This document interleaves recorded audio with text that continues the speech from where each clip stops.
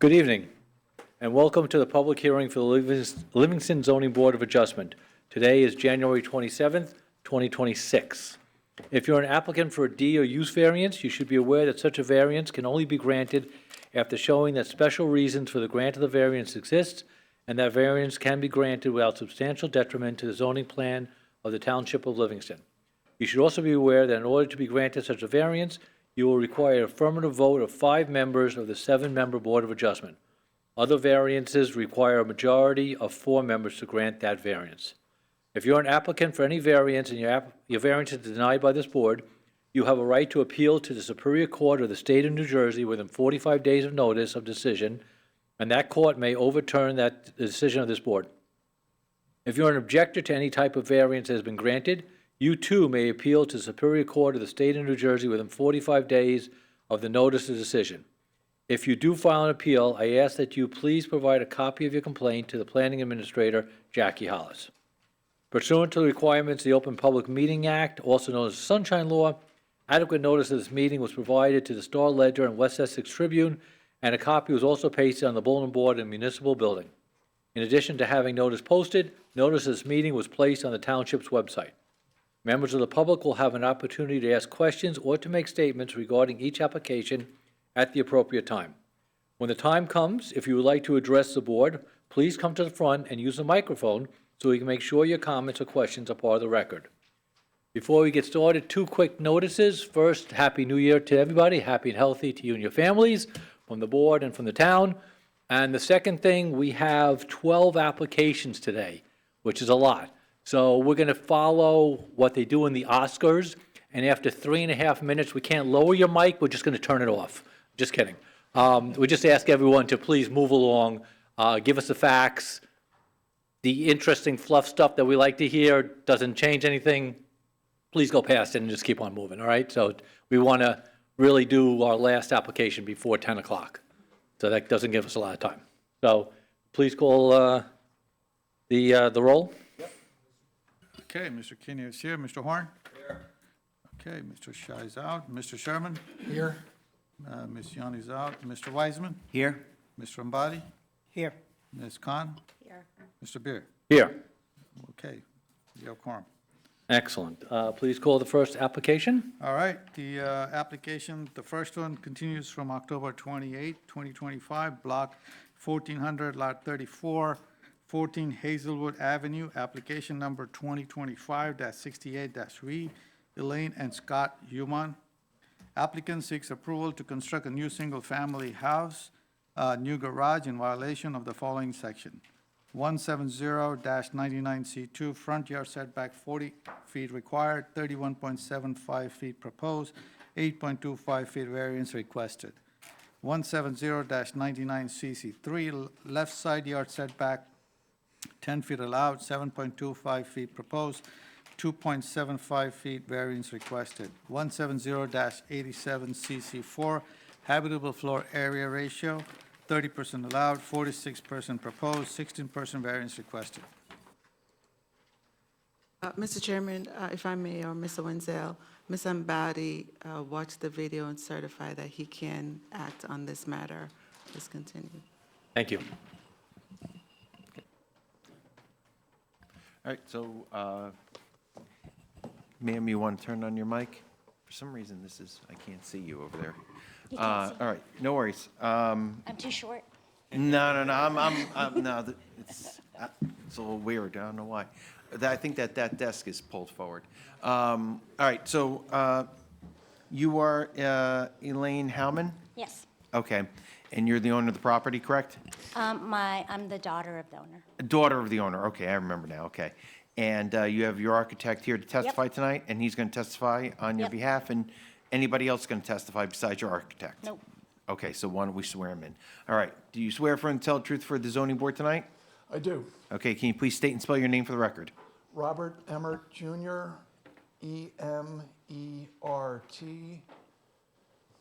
All right, and Mr. Emmert, you've been approved by this board in past Several instances. as in qualified in the field of architecture. Your license to practice in the field of architecture in the state of New Jersey is current, correct? Correct. Okay. Mr. Chairman, I would submit Mr. Emmer as expert in field architecture. We can accept him as an expert in architecture. Thank you. All right. Just to summarize, this, we are coming back before the board with previously, we had several variances, and we've reduced those. We've eliminated 3 of the variances in this go-around. We have shifted the garage location, we've reduced the size of the garage, we've reduced the size of the house, and all the variances that we are still asking for are all smaller in nature than what they previously were. And I'll just gonna walk through. The first one, front yard, we are asking for a variance, but it complies with the established front yard setback, which we submitted previously. So that's more to memorialize it than to ask for the variance. The side yard setback on the left side, we've reduced the required variance from 4.25 feet to 2.75.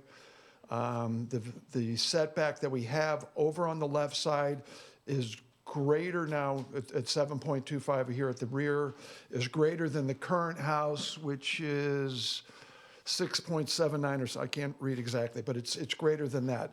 And we reduced the size of the kitchen because it had bumped out there and was point. So we've reduced, we've reduced the side yard left variance, building coverage, again, by reducing the size of the garage, by reducing the size by chopping off 3 feet from both the rear of the house on both floor levels. So we reduced the building coverage, and we're asking for a 4.2% on the building coverage. The habitable floor area is one of the variances that we were able to delete. Once we deleted the square footage in the house, we deleted over 400 square feet in this house, so we eliminated the habitable floor area variance. The floor area ratio has been reduced. It's down to 16%. And, the 16%, is sounds like a large number, but you have to keep in mind the size of the property is a third. It's only 2/3 of what is expected is required in this zone. So it's significantly undersized. So that's really it for the house. For the accessory structure, the garage, which is the detached garage, we eliminated the side yard and the rear yard variances that we had previously been asking for. We shifted the garage over to have the 5 feet minimum, and then, as I said, we reduced the size of the garage. So now the rear yard area of what's allowable, we are now asking for 12.9% when the 5% is what the ordinance states. And again, a lot of this has to do with the significantly undersized property. So that summarizes the changes and where we are now. Okay. Does anyone on the board have any questions for this witness? Hi, I just have Yes. one. When looking at the plans, I see plans for the first floor, the second floor, and the attic. But if I look here, there's also, if I'm reading this correctly, 1,300 square feet of basement area? So Correct. is that finished, is it unfinished, what's with the basement? Because It's I don't see un- plans in here. It's unfinished, and it is, as you can see on the front elevation, and let me just make this bigger, it's really it's, right around, it's 710 and a quarter to the floor. So the basement's like 610 to 7 feet. That's going to be the finish. And that's before you put in the ductwork and stuff. It's not intended as a usable basement. It's not going to be, finished because right now, the existing house gets water in the basement at times. And so that's what the concern is. That's why we're not pushing it down, we're not making it a fully fit-out basement, because we don't want to have greater water issues than they do now. We're going to address it through waterproofing, drainage, and all that type of thing. So, Okay. I have a question. So first, is this working? Can you hear me? It's not really working, is it? It's not, but I can hear you. Is that working? Yes. Okay, I'm just going to come close to you. Okay.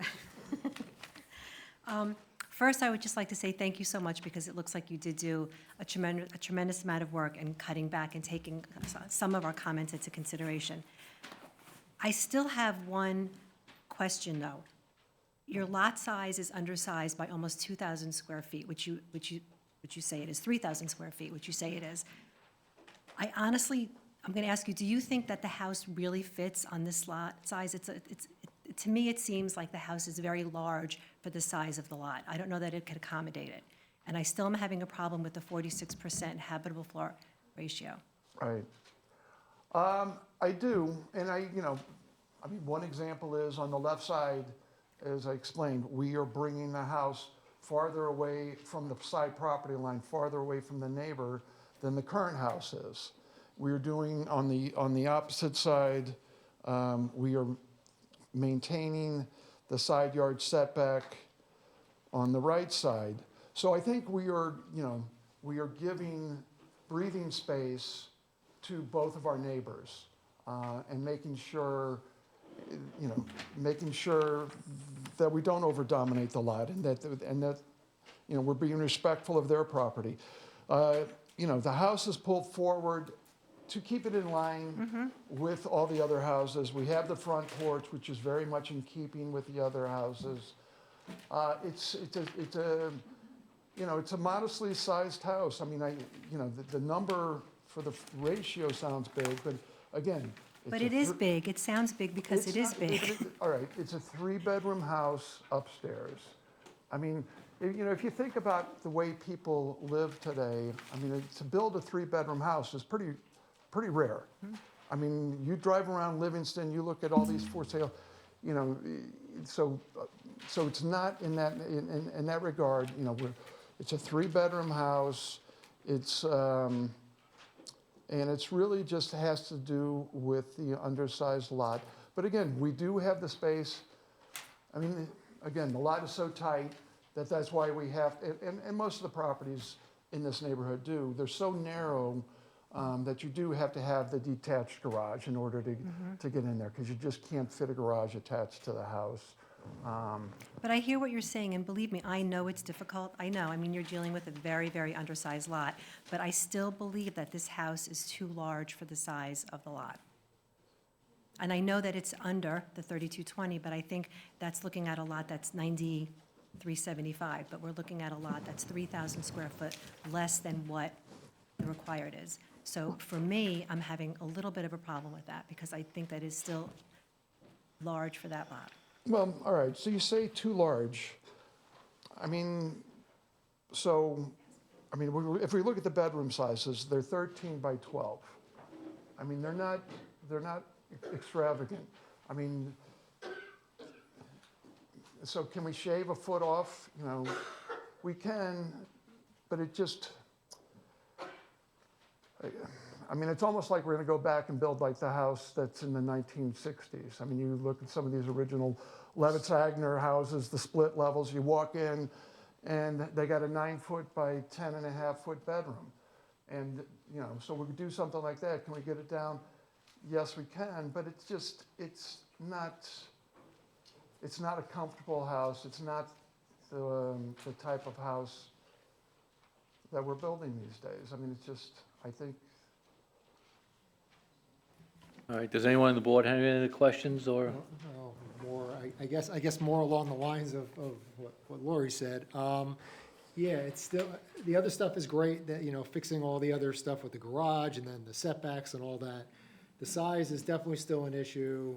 I mean, I get that it is a smaller lot. I get that it's like about 3,000 square feet, smaller than a normal lot. And other things have been accommodated on that size lot that you even have today.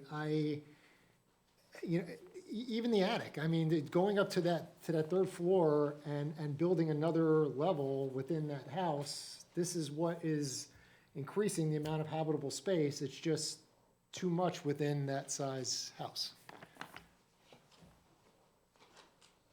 Well, yes, we are, as I had mentioned before, we're not finishing out the basement, so that's part of the reason why we're going up to the attic. But again, even with that, even with the, with the accessible attic and stuff, I mean, the size of that was reduced in order to help bring the overall square footage down. But again, I mean, the house, when I just, when I look at the size of the rooms, I mean, the 14.6 by 15, the bedrooms are 13 by 12, and then going to the first floor,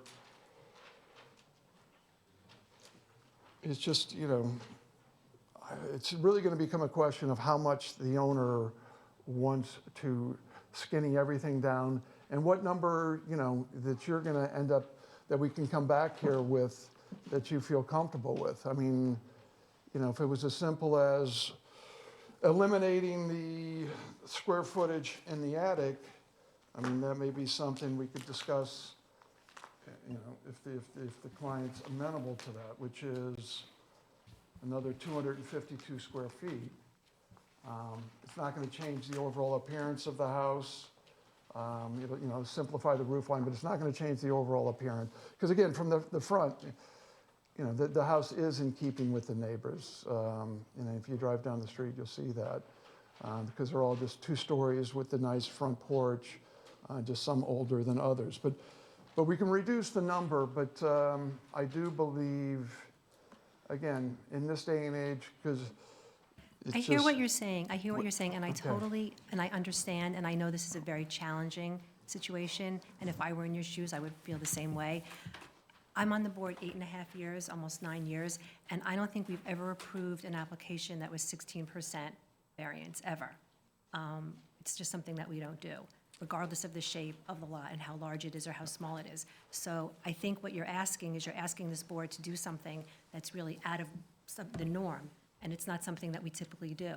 And I don't feel comfortable doing it, and it seems to me that my colleague doesn't either. So I'm just telling you how I feel, and if anybody else has anything else to say, but, Let me say this. What you're dealing with is, you're dealing with a bulk variance, which is one of the requests, but the big request here, I think that everybody's talking about, is the floor area ratio. Floor area ratio is a D4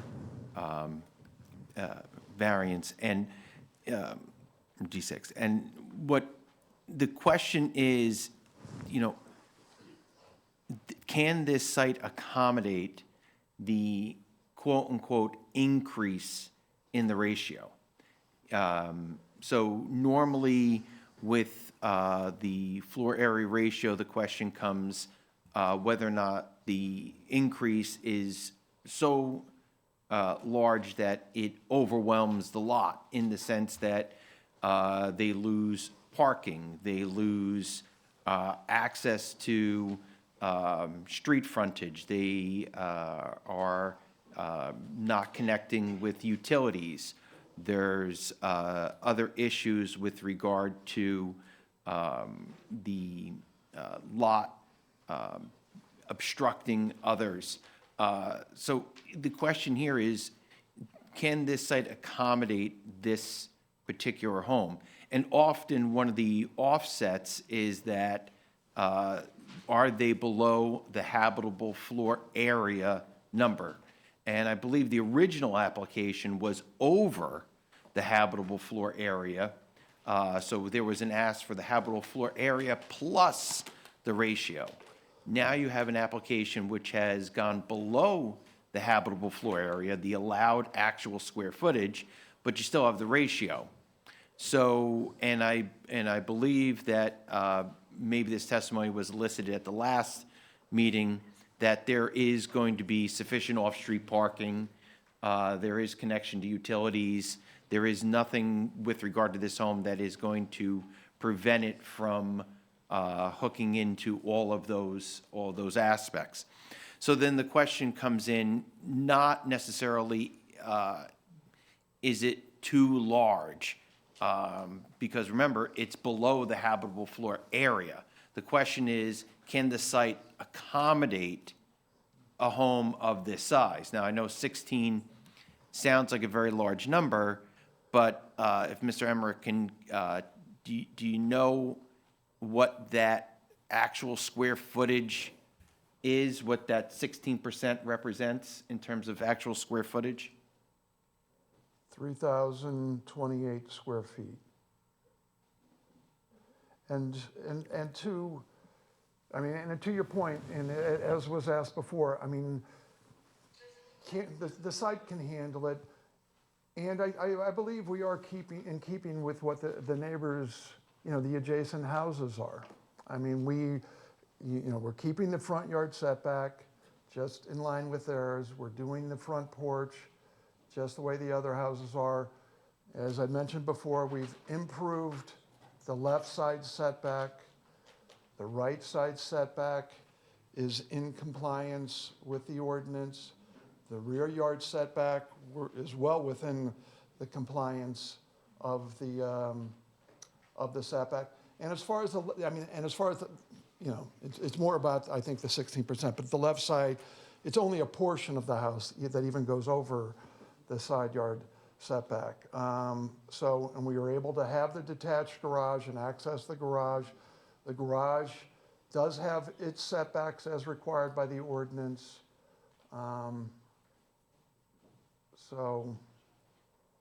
That's where we stand. Can I ask one more question, please? Sure. Just for clarification. So where you have drive/patio, so if I read this correctly, you come up along the right side of the house in the driveway. Is that whole area described as drive patio all asphalt, or is there a patio in addition to a driveway? I was unclear looking at this to me. Yeah, we haven't decided yet. I mean, we've talked about, is it going to be pavers, decorative pavers back there? Are we going to do, sort of these grass blocks in certain areas where it's a concrete block that you fill in, the grass grows in, you can drive over it, so we're talking about possibly doing some things of that. It's going to be in the areas where we're shown for vehicle access, but it really, at this point, has not been firmed up totally. Okay. I mean, it does look like, if I look at the plan, right, my other concern is there's very little, use the term vegetation, right, around the house. When you take the size of the house, the patio going along one side, a fairly large drive patio in the back of the garage, looks like there's very little kind of grass or vegetation around it, which again, gets pushed by the size of the house, which is concerning.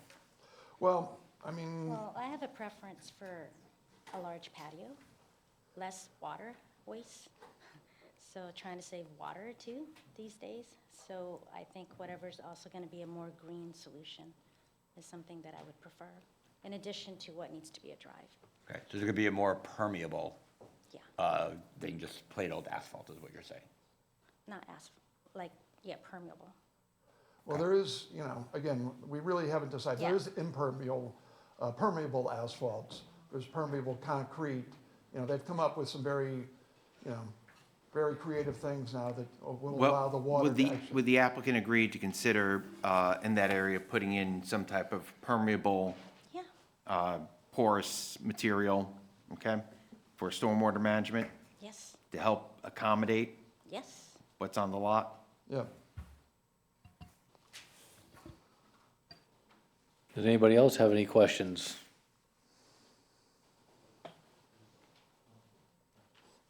Does anybody in the audience or the public have any questions for this witness?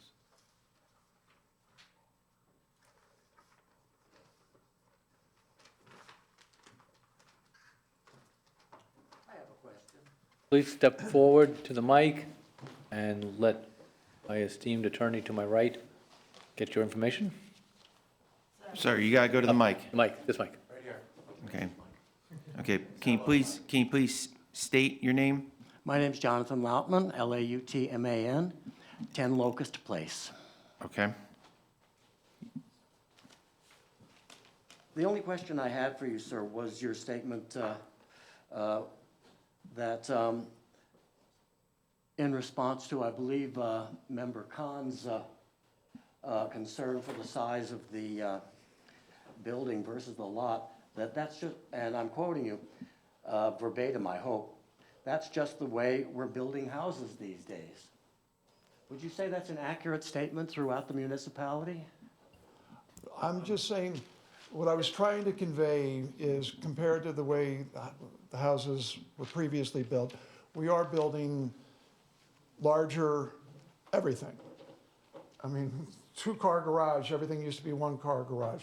Kitchens are bigger, you know, living rooms and family rooms, and, you know, we don't have a living room here. But that's what I was intending to convey is, you know, people are not comfortable, as I said, with the bedroom sizes that are 9 foot by 10.5, which I've dealt with in many houses from the, so that's what I intended to say, convey. That's all I have. Thank you. Anybody else in the public have a question for this witness? Does anyone in the public have any comments on this application? Would anybody like to make any comments on the board that could kind of help this move along one way or the other? Yeah, I feel like I should just take the other side, and I appreciate both my fellow members on the percentage. I think it would be pretty rare that I'd feel comfortable with 16% in most cases, and so I totally understand where they're coming from. You know, we hate to set precedent, but, you know, we got to look at each one individually. I look at it a little differently because we would want a new house in this location. I think it would be beneficial for the community and a house that's typically built in an R4.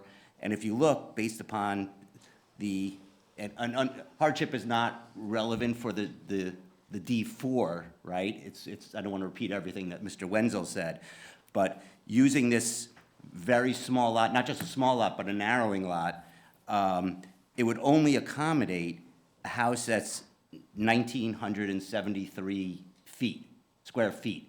I think it's desirable for the community to have a new house, brand new house built there, but I don't see any property owner building a brand new house at 1,973 feet. So to me, I feel like we got to make some accommodation to get this built. And in terms of oversize, I look at it mostly from the street level.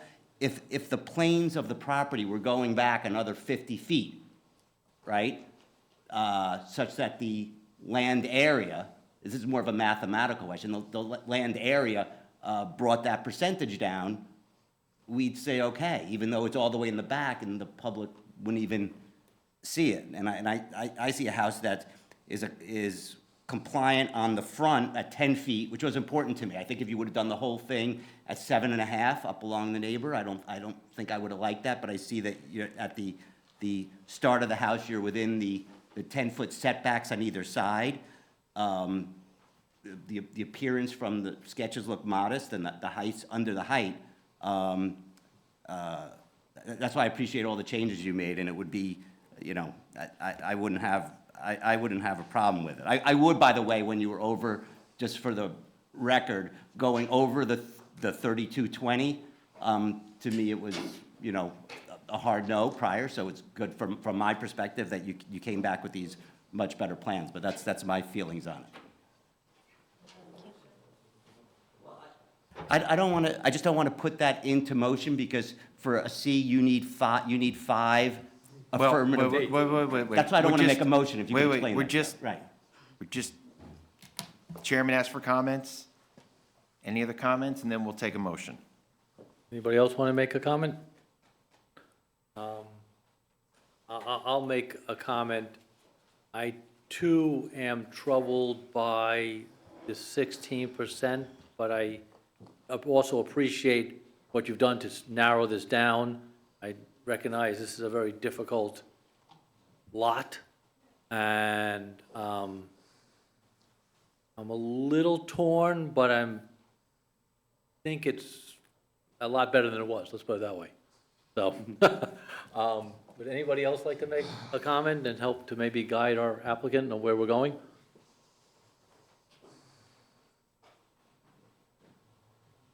Do you have any final comments you would like to make or actions you'd like to take?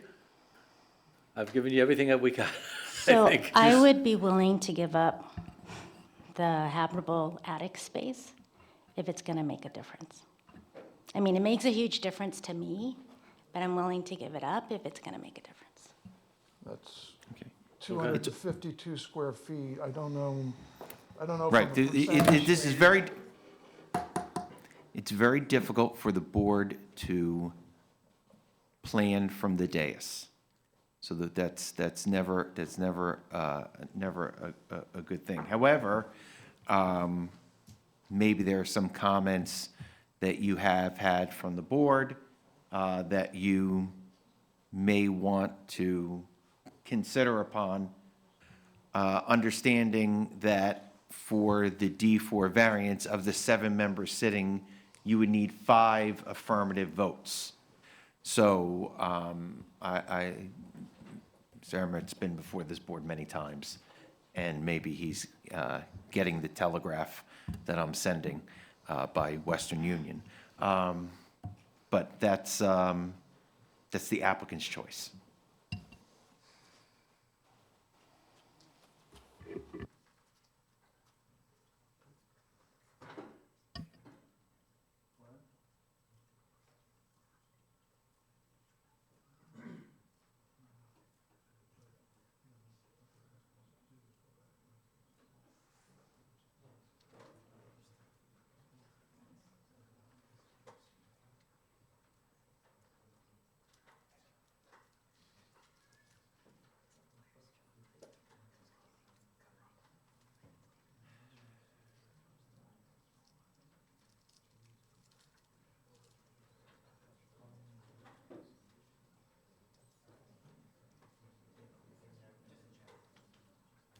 All right, team. Mr. We're Howman, rolling the dice. I'm sorry? I just want to proceed. You want to proceed? Okay. All right, very I good. think- With the application as it is. I think, what Elaine is saying is she just feels like if we make it too much smaller, she hears what you're saying and she understands what you're saying, but if we make it too much smaller, it's really not going to be comfortable for her. And to go through all this effort, to spend a significant amount of money and to be paying taxes on it each year and not have it be comfortable, like I said, she's already scaled things back and trying, but it's got to also work for her, and she's concerned that we make it smaller, it's not going to work for her. So. So you want to move forward with a vote? Is that with or without the attic? Because you've made the statement and back and forth, so just want to know what we're voting on. I'd had the impression that you weren't going to take that statement into consideration. Whatever you prefer. We'll take it Well, however I you don't want. know. I'm kind of new to this, so, yeah, if you vote with no attic, With no attic? if it makes a difference. I mean, can you tell me if it would make a difference first?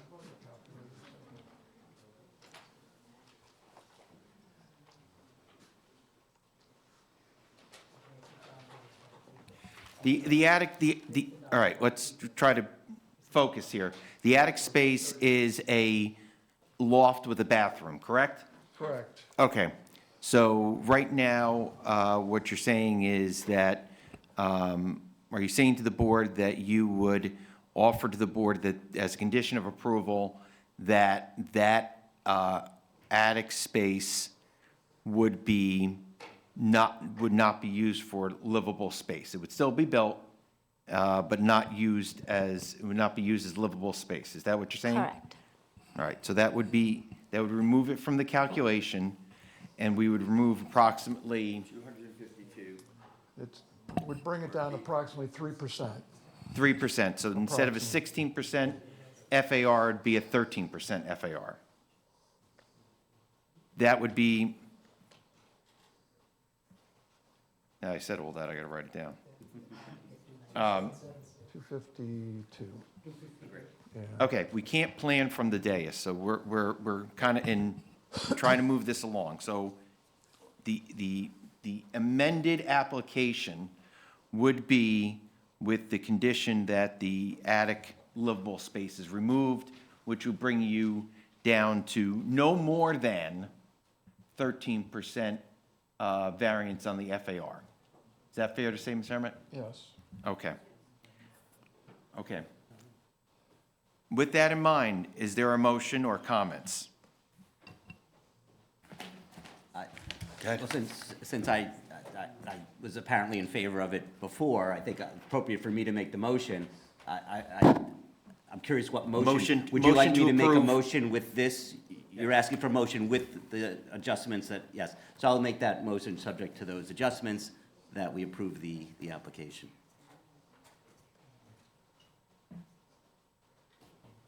I will second that motion.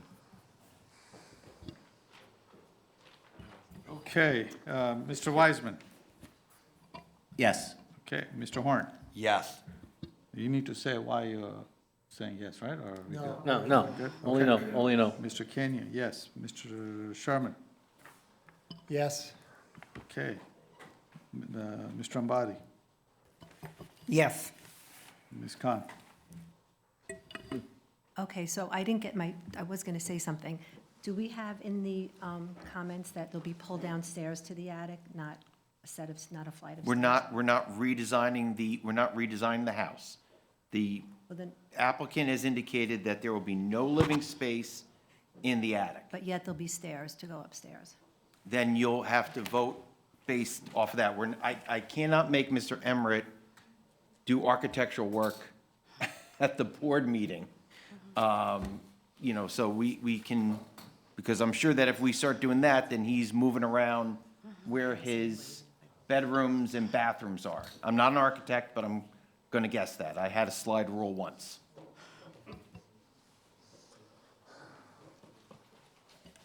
So I'm going to vote no. Yes. Before you move on, Ms. Khan, you have to list the reason. Okay, for- I'm voting no because I would like, I know we can't redesign this, but it makes me uncomfortable to have a set of stairs there. It makes me uncomfortable. That's all.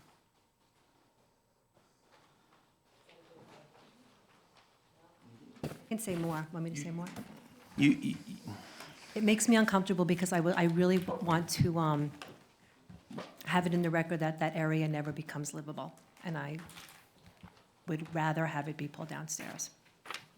the applicant would not be able to do that, would not be able to finish it.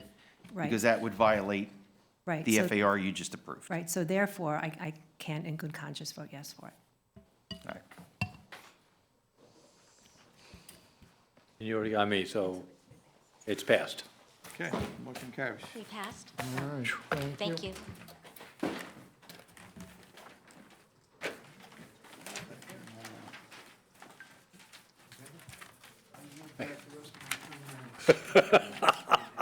Thanks, take care. Please call the next application. Yep, see Block 1304, Lot 26, 77 North Livingston Avenue, application number 2025-72-V, Torrielli and Latifa Fedai. Applicant seeks approval for the second floor addition in violation of the following section: 170-99C2, front yard setback 40 feet required, 20.45 feet proposed, which is existing, 19.55 feet variance requested. Okay, so, Welcome. ma'am, you got to just hit the button? Okay, and who are you? Are you the owner of the home? Yes, I'm Latifa Fadai, the owner of 77 North Livingston Ave. Okay, and you have one witness here, Yes. who is, I guess, your architect? Yes, good evening. Okay, okay, you can always tell the architects, they don't wear ties. Okay, So, Mr. Architect, can you raise your right hand? Do you swear affirm and tell the truth before the zoning board tonight? Yes, I do. Okay, can you please state and spell your name for the record? Gianfranco Sarvido, Gianfranco. Okay, Gianfranco. and if we can, just tell me briefly your education, your certifications. Yes, I'm a licensed architect in the state of New Jersey, New York, West Virginia, and Pennsylvania. All right, I and studied- education? Yes, Bachelor of Architecture, Master of Construction Management. Okay. Chairman? And just to complete the record, what schools? NJIT? Okay. And your licenses are current and in good standing? Yes, sir. Does anyone on the board have any questions or objections regarding this witness? There being no objections, you are accepted as an expert in architecture. Thank you. The floor is yours. So this is an existing house in 77 North Livingston Avenue. We have one small variance at the front of the building. We are keeping the existing foundation as it is. And I'm trying to zoom in here. There we go.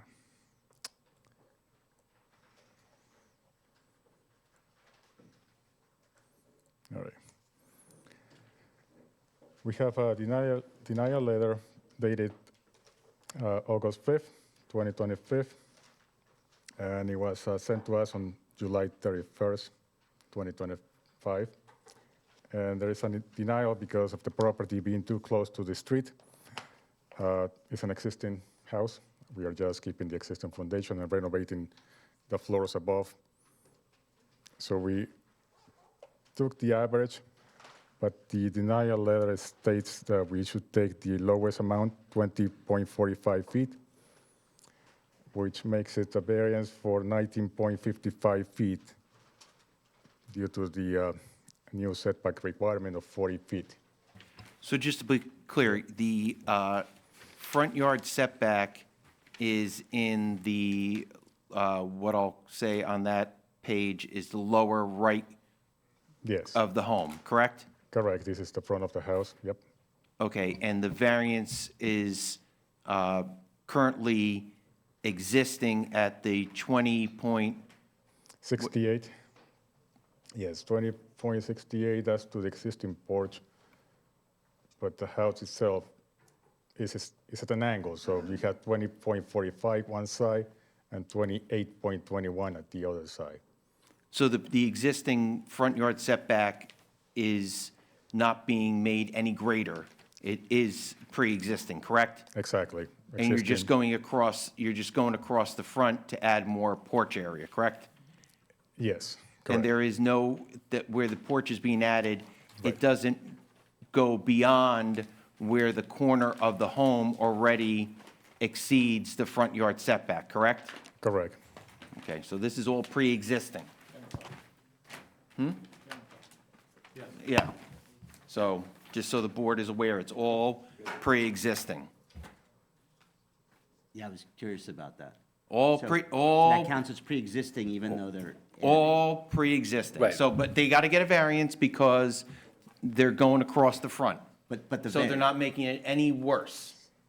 Actually, they're further back. But they don't need a variance based upon the 20.45, which is still there. That's what, it's Correct. all being triggered, because they're adding the front It's porch. triggered, but the variance they're asking for is a variance on the 22.68, not the 20.45. No, it's- Right, but they're already exceeding it because of the corner of the home at 20.45. They're already violating it at 20.45. Right. It's no different, they're keeping it the same as what Right, it is. no, I know. Nothing- Nothing's Yeah. changed. No change. Okay. So that's the ask, correct? Correct, yes. The only thing that's That- weird is on the application, it just says 19 point, which is wrong. It's really 20.45. No, They did well, their reverse number. It's 20.45. If I can intervene, that's because of the 40 feet required setback minus the 20.45, that give you the 19.55. Right, the amount of the variance Yes. is 19.55, and that's not going to change. Correct, Okay, now I got it. All right? yes. Anything else, Chairman? I got nothing else. Anybody else have any questions? From the public. I'll just check with my guys first, my Okay. gals, okay? Okay, take care of this side of the dais first. Does anyone in the public have any questions for this witness? Please come forward to the mic and let my esteemed attorney once again take control.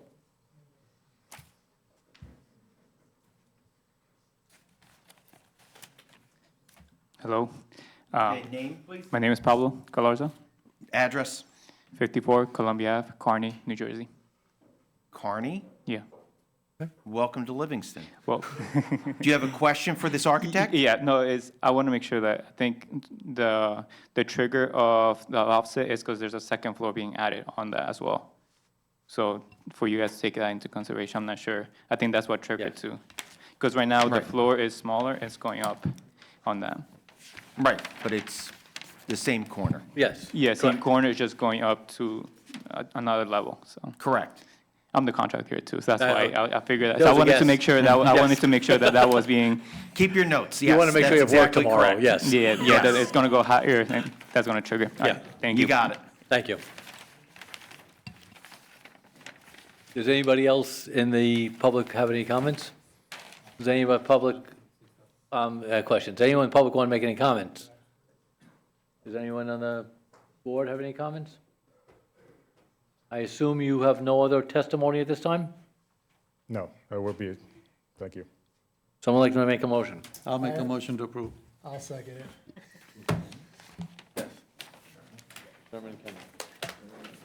Okay, Mr. Kenny, yes. Mr. Horn? Yes. Sorry, I should say Mr. Sherman first. I second it. Second, okay. Mr. Horn, yes, okay. Yes. Mr. Wiseman? Yes. Mr. Ambati? Yes. Ms. Khan? Yes. Mr. Beer? Yes. Motion carries. Congratulations. There you go.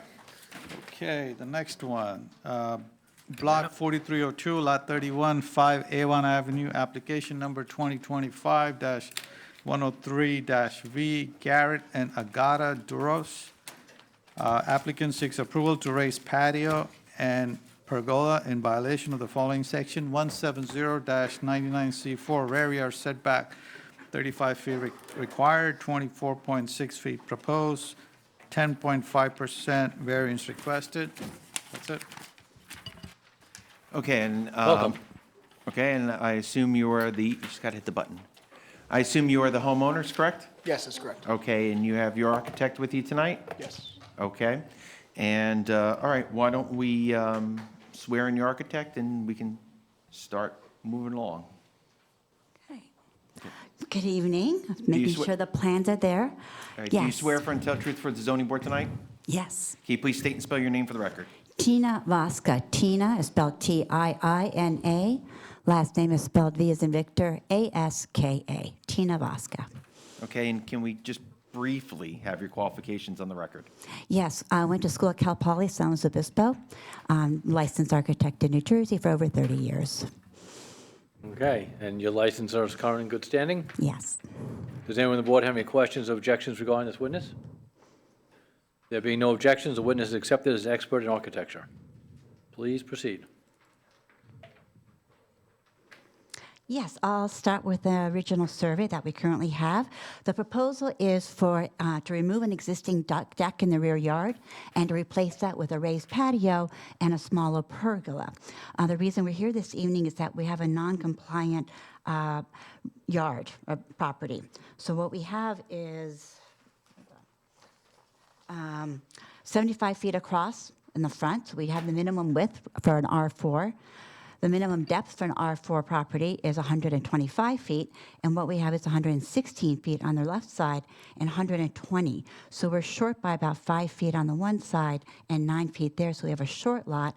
And not only that, we have an undersized lot. We have 9,000, here we go. Required is 9,000 square feet. We have about 8,800 square feet. So we're short about 500 square feet, which is causing the hardship that we're incurring by putting in the deck, the pergola over the existing deck. I'll move down to the, oops, these are not the plans I had entered, excuse me. I'm sorry, I'm having trouble navigating this. How do I go back? Take your time. Surveys. All right, let's go to the plans. There we go. No, that's not mine. My apologies. There we go. All right, let's take a look at the plans. Here we go. So if we were to look at the plan, the survey on the left side there, this is the proposed survey. We have the existing lot as earlier indicated, but what we have is the pergola that they were proposing, and that's going to be smaller than the existing deck. The existing deck is 14 feet wide, and we're proposing a pergola for 12 feet wide. Nevertheless, the setback is 35 feet. The current corner of the house is 36 feet, with a deck that's already at 24 feet, 22 feet from the rear yard, but we're bringing the pergola back to 24 feet. The reason we're doing the pergola is this tree right here. It was unfortunately had to be removed recently. That was their shade tree. So what we have is existing deck that we would like to open up, primarily just to allow for access for the family to the backyard. And what we're proposing is a pergola instead, and that will allow for everybody to access and have the inside outdoor living as well as access to the rear yard. But again, the primary reason for the pergola is that tree, and that was our shade device, because that was shading us from that from the north, the southeast corner on the upper right-hand corner. So by putting in this pergola, we're able to recreate the shade.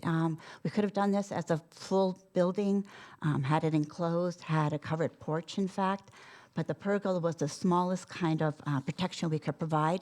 It's a post and beam structure with louvers across it. It'll be 12 feet tall from grade, tucked in right under the eave there. And just to look at the bulk requirements just for a minute, we are at, sorry, that I can't read. Let me pull this up. Here we go. So the required lot size is 9,375 square feet, and we have 8,893. So at the pre-existing condition, it's undersized. The front yard is fine. We're at 40 feet there, 41 feet provided. The side yard requirement is 10 feet, and we have over almost 13 feet on the right side. And on the left side, we have just over 10 feet. Our side yard combined needs to be 25 feet, and we're slightly undersized on that, but that's a pre-existing condition. We're not in any way impacting the side yard at all. We've located the pergola right where the deck is currently, smack in the middle of the yard in the back. When we come to the side yard combined, that was pre-existing. On the rear yard, that is where we have a requirement of 35 feet. And we have currently, to the deck, we have 22 feet. We'd like to expand that to 24. We're bringing it in. And then finally, on the covered by building, the requirement is 25%. Currently, it's 21.4%. And we're proposing 24.1, despite the fact that the pergola is not a building, because it doesn't have a roof. It is a structure. So it does get included in that calculation. So let's move down really quickly to sheet A2, just to look at the patio plan. This is the back of the house. This is where the patio doors exist. We're removing the existing deck that is 26 feet wide and 14 feet deep, and instead we're having a pergola that's 20 feet wide and 12 feet deep. So we're scaling back on that. And then on A4, I just want to bring your attention to the elevation. And here we can see how the pergola is tucking in right under that awning there. There will be a post and a beam, and then some louvers in between, and we do have a lovely fireplace there. And then to go back, or then to the inserts, and that has not been included, but let me walk you through the inserts that are in your drawings, your application packet there. Yeah, this was not everything that was submitted. But on your sheet A1 in the insert, what we have is we have the aerial plan. And on the aerial plan, and I do apologize, this is more inconvenient for you, but the red dot locates Garrett and Akita's home. What we can see is it's surrounded by trees. There's a lot of mature trees all around it. And the homes in the vicinity neighboring the homes are all very private and very secluded with respect to each other. Looking down at the area map then on your insert, that's on sheet A1, we can see the one area that I was concerned about was the property right behind the Garretts. But what's happening is that is a very, very deep lot where there's no activity by the homeowner at all. And again, everything is very, very shaded by the existing trees. Gosh, I'm so sorry, this is not. So would it be fair to say that the current deck, by removing the current deck, you're reducing what is already, the deck is further out, the We're reducing- pergola is going to be further in. By So 2 even though feet. there is a rear yard setback violation, it is less than what the current deck is, correct? Yes, So you're doing something better yes, we are. within the physical constraints of the lot, which, because the lot line and the lot size, there creates perhaps a hardship in terms of how to place this lovely pergola. Correct, the lot is I undersized. knew you'd agree with me. Again, my apologies, I'd be much more, okay, maybe this is under photos. I think the. You don't have to go into incredible detail. I think the board I got has the it. photos. They do. I have more show and tell. That's okay. There was a lot of thought process before. We're trying to keep the thought processes to a minimum. The homeowner certainly could speak to the tree situation. It's that shade situation. I think we're kind of okay. don't wanna get a sunburn, we understand. Anyone on the board have any questions? Yeah, what's the height of the new deck versus the existing? The height of the new deck is about 2 feet. It was up at finished floor level. So, and then we had about 3 feet of railing. So that height was 5 feet from grade. And now the new pergola will be 12 feet from grade. That Right, beam but and the post. floor, the decking part. Well, that's what's just the- a raised patio now. Right, so what's the difference between that and the existing patio? New patio raised height is 8 inches, and the current deck is approximately 2 feet. I don't have that exact. So it's lower. The floor, the floor. Lower. And you're going to be So lower. we lowered it. Okay, yeah. I have a question. So, Yes. in the pergola, do you have any recessed lighting placed in? Yes, there will be, just some ambient lighting, yes. Okay. As a condition of approval, you would agree that that lighting would be downward facing and not affecting any of your neighbors and keep light spillage onto the patio, correct? Correct. I knew you'd agree with me. I was going to say that, too. You beat me to it. I'm writing it down as a condition of approval, which I know the homeowners would agree with me. And that wall you have is going to have a fireplace that's on both sides and a TV. Yes, it's a fire feature with a wall and TV, correct. And how does that TV that faces the neighbors to the right? That's not Looking zoning? at this That's image not- here, we no. can, Well, or actually, that's this not. one here. All There's right. no zoning standard for TVs, Okay. not yet. I was just thinking out loud. But don't disturb your neighbor. Where else? Yeah. Okay, I don't have any other comments because one was negated. I have one more. So the sauna, Joe, maybe you would know, there's not the sauna. The hot tub. You don't need any, you haven't seeking any variance, you don't need any variance for what you're That doing would with- be- with the no, hot tub that's- above ground. Okay. Just wanna check. Building. Anybody else have any questions for this witness? Anybody in the public have any questions for this witness? Does anybody in the public want to make a statement regarding this application? Do you have any closing statements you'd like to make? Just that we are reducing the current footprint and we're bringing it back. And as a pergola, it is very unobtrusive. Also, this could have been done as a detached accessory building on much closer to the property line. So this is much more considerate of the neighbors.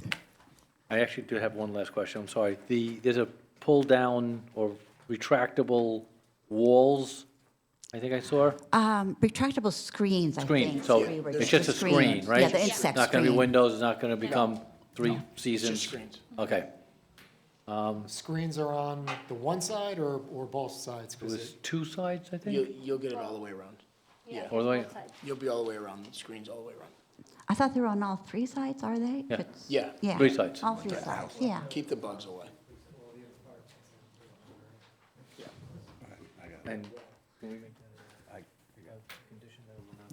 I already wrote it down, that I'm sure the homeowners would agree that the pergola will not be in any enclosed fashion using the screens, but nothing that would make it qualify as additional living space. No.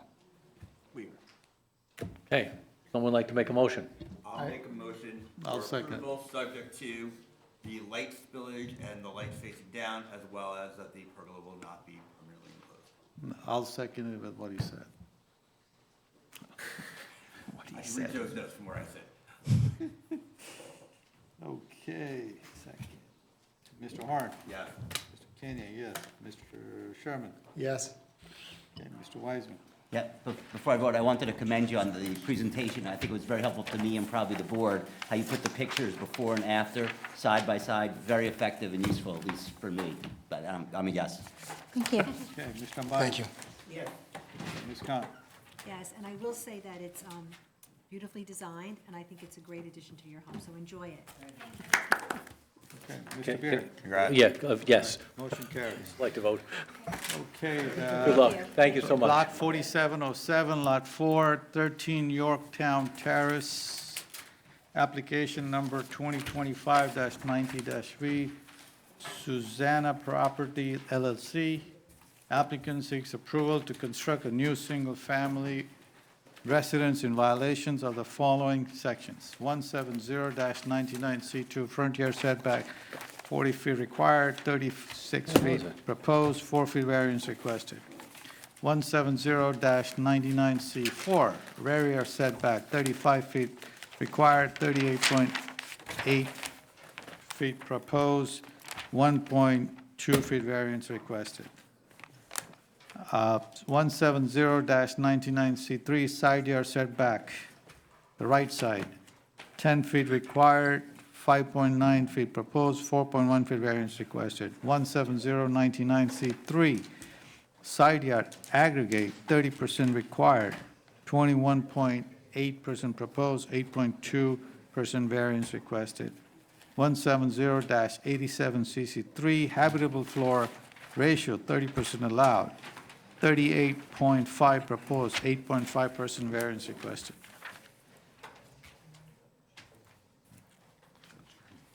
Welcome. It's the press. Okay, cool. All right, thank you, everybody. I'm Trevor Cooper with the law firm of Stevens & Lee on behalf of the applicant, Susanna Place LLC. I'm going to keep my introduction incredibly short for your benefit tonight. We have two witnesses to present tonight. Mr. Emmert, who's no stranger to you, will address the project design, and Nick Graviano, who is also no stranger to you, will speak to the variances and the proofs.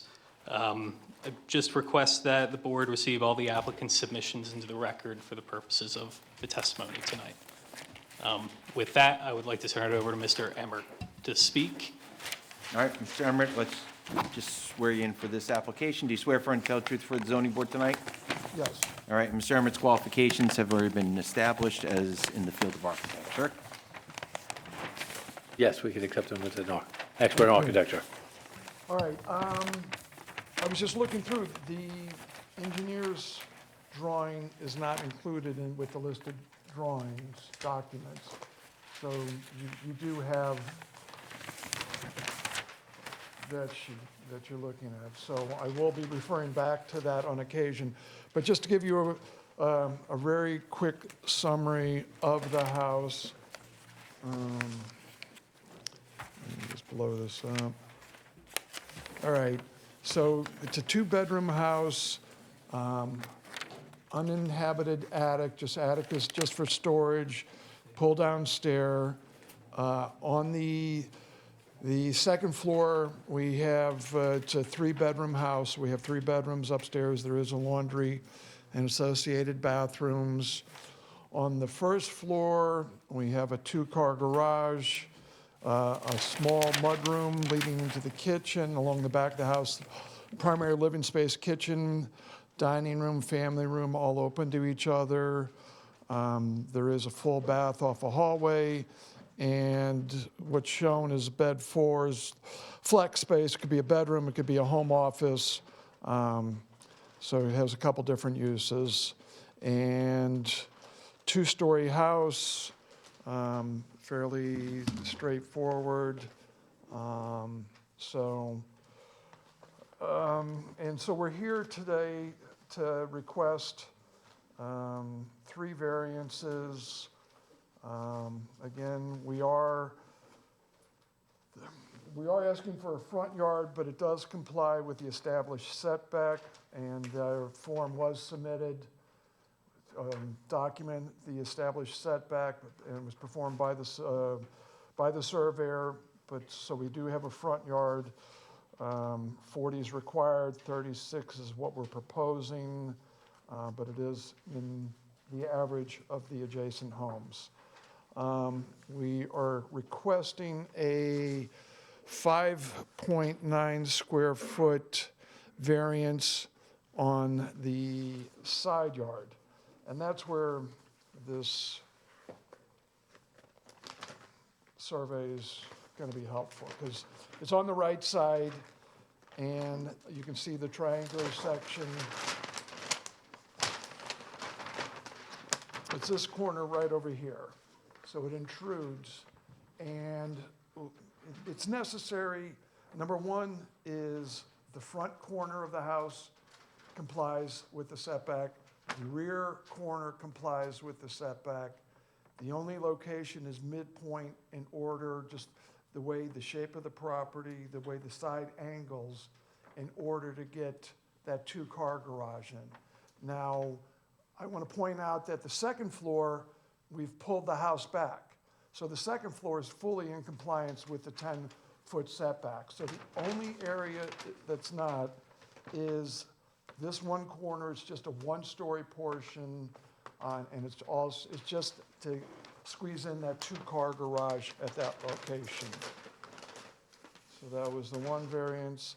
So as a result of that, so that 5.9, you know, it's the smaller number, so it factors into the combined side yard aggregate variance that we're requesting. And then the rear yard, again, we are in compliance with the front yard. The rear yard, 35 feet is required. We're asking for 33.8. And again, the backyard is angled, the back property line is angled, and the left corner of the house is in compliance, and the right corner is 1.2 feet out of a compliance. So that's a summary of those variances. We are underneath the habitable floor area. 3220 is allowed. We're at 2560. We are working with, again, another undersized lot. 9375 is required. The existing property is 6639. So, you know, it's what, 2,700 square feet undersized. And so as a result of that, even though you know, it's a 3-bedroom house, and have the habitable floor areas, square footage is 2560, we are over the floor area ratio. 30% is required, and we were asking for 38.5. So that's a summary of what we're requesting and what we have. Sorry, you just said 3-bedroom house. According to the plans, it's a 4-bedroom house. Correct. With the first 3 bedrooms upstairs is what I was trying to convey. Yes, there is a 4th bedroom on the first floor, or a study, you know, however they want to use the craft room. But yes, it is a 4-bedroom house. Okay. Anybody else on the board have any questions for this witness? Yeah, question. The existing building, the side setback currently is it at 7 feet 6 inches? I mean, The I setback? think I read it somewhere. It is 7 feet 6 at the front corner. This is on the left side of the existing house, 7.6 at the front, 7.7 at the back. So Okay. we did improve that condition by pulling the house away from the property line on that side. Thanks. I would just like to make a comment. I see that the lot size is 60 6839, I think, if I'm seeing this correctly. 6639. Can't really see, 6639, and the house is 2560, so I appreciate you making the house, constructing the house to fit the size of the lot. It's a wider lot. You know, Okay. that's one of the things that does make it a little bit easier. Well, I appreciate that. Okay. Thank you. Anybody else on the board have any questions for this witness? Anybody in the public have any questions for this witness? Question? Come on up.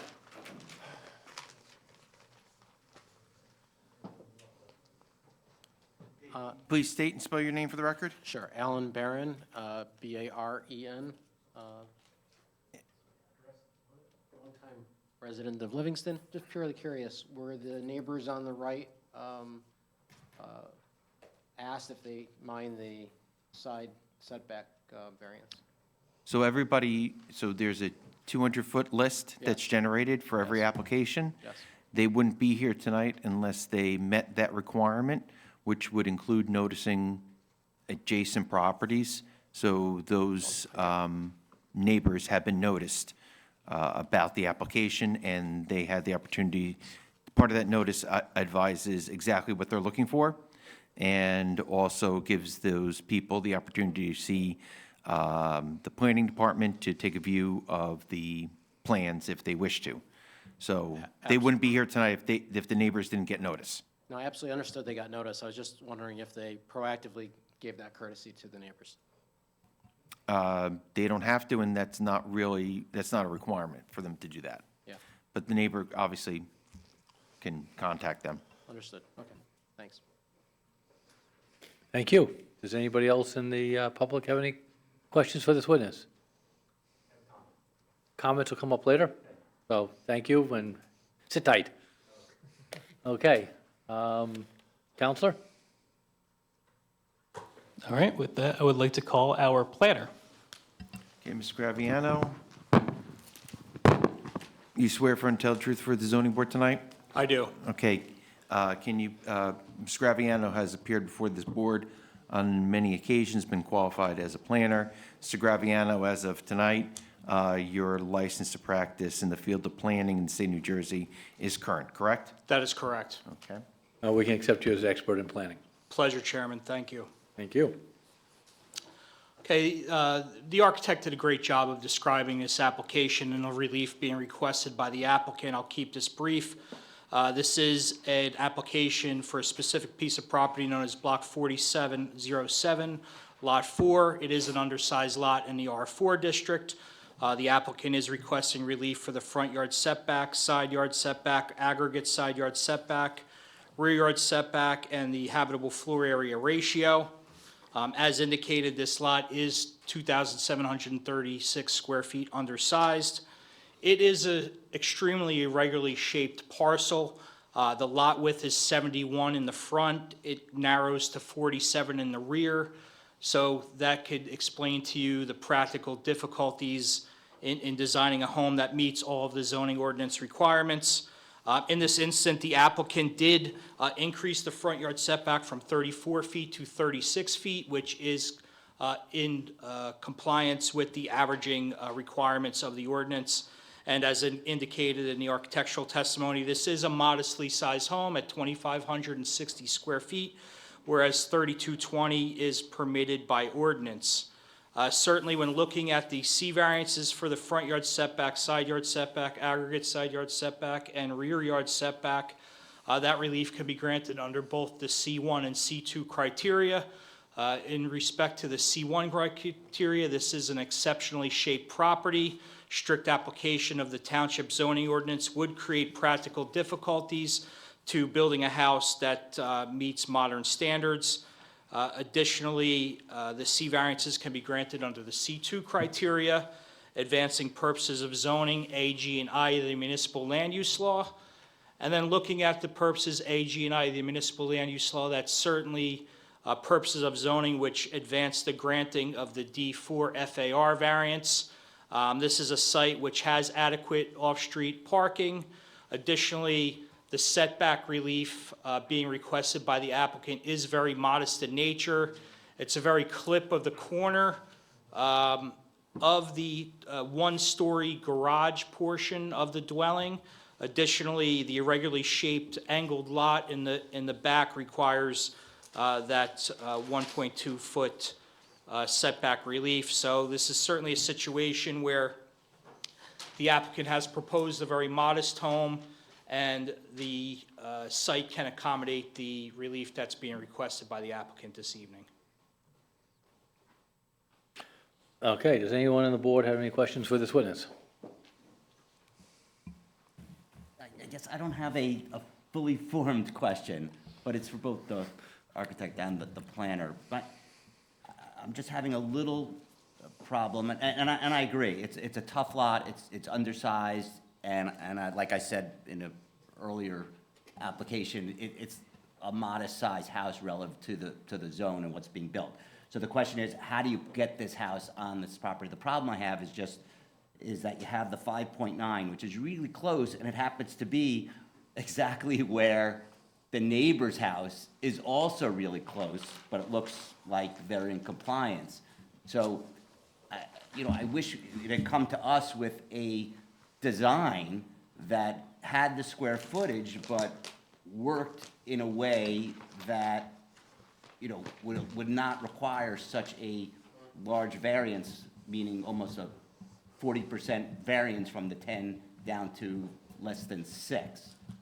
So I'm asking for your professional opinion, if I'm agreeing with you that a 2560 house is appropriate and warranted and that we would like to see that, can that be done on this lot without going so close to the neighbors, in a particular, so close to the neighbor's lot, and at that point, if it was further back, it'd be different. That's what's troubling me a little bit. I'm not saying it's horrible, but I wanted to get your professional opinion on how you would do it.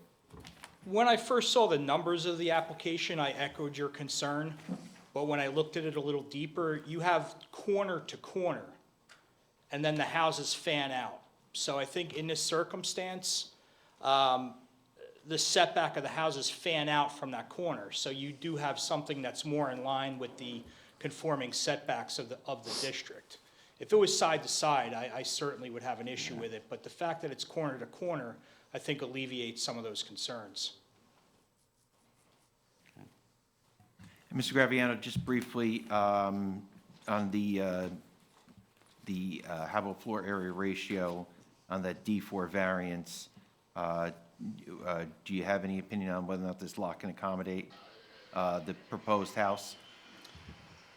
Yes, the applicant is not requiring any building coverage variances. The applicant is meeting adequate off-street parking, and I think the very modest setback relief being requested is pretty minor in nature. And that is mainly due to the irregularly shaped property. And as I said, the strict application of the ordinance would create practical difficulties on this applicant. Does anybody else have any questions for this witness? Yeah, would it be fair to say that the garage you have, the way you have designed the garage, you're trying to accommodate a bigger truck or a bigger vehicle, which is why you have, earlier the existing had about 7 feet 6 side setback, whereas in your newly designed case, you're at 5.9. Is that the reason, perhaps one of the main reasons? Well, the reason was to accommodate 2 vehicles in the garage. That's the reason.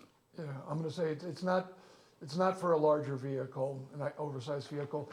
I mean, the township has a requirement of a minimum of 12 by 20 for one garage. This one is 22 feet 4 inches overall. So you subtract the outside walls, it's only 21 feet inside. So it's not, it's to get two cars in there, but not for an oversized vehicle.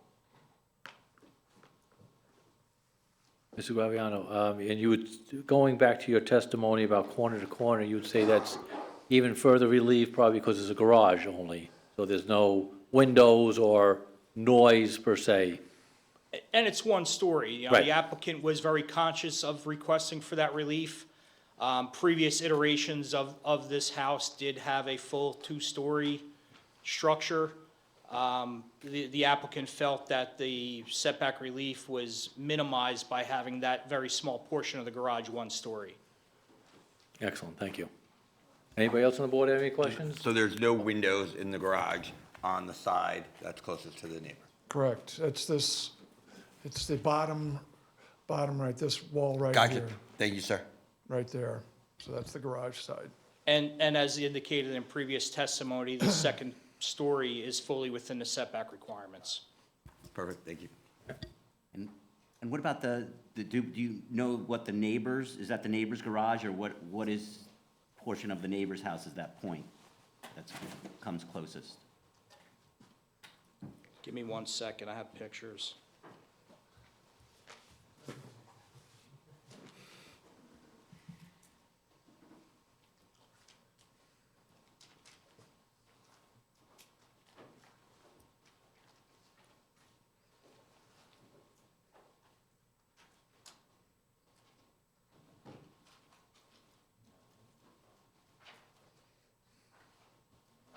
It's the neighbor's garage. The neighbor also has a one-story garage, That's what, okay. so it'd be garage to garage. Does anyone in the public have any questions for this witness? No questions? Does anybody in the public want to make a statement regarding this application? Sir, please come up. I hand you over to the gentleman to my right. Do you swear affirm to tell the truth for the zoning board tonight? I do.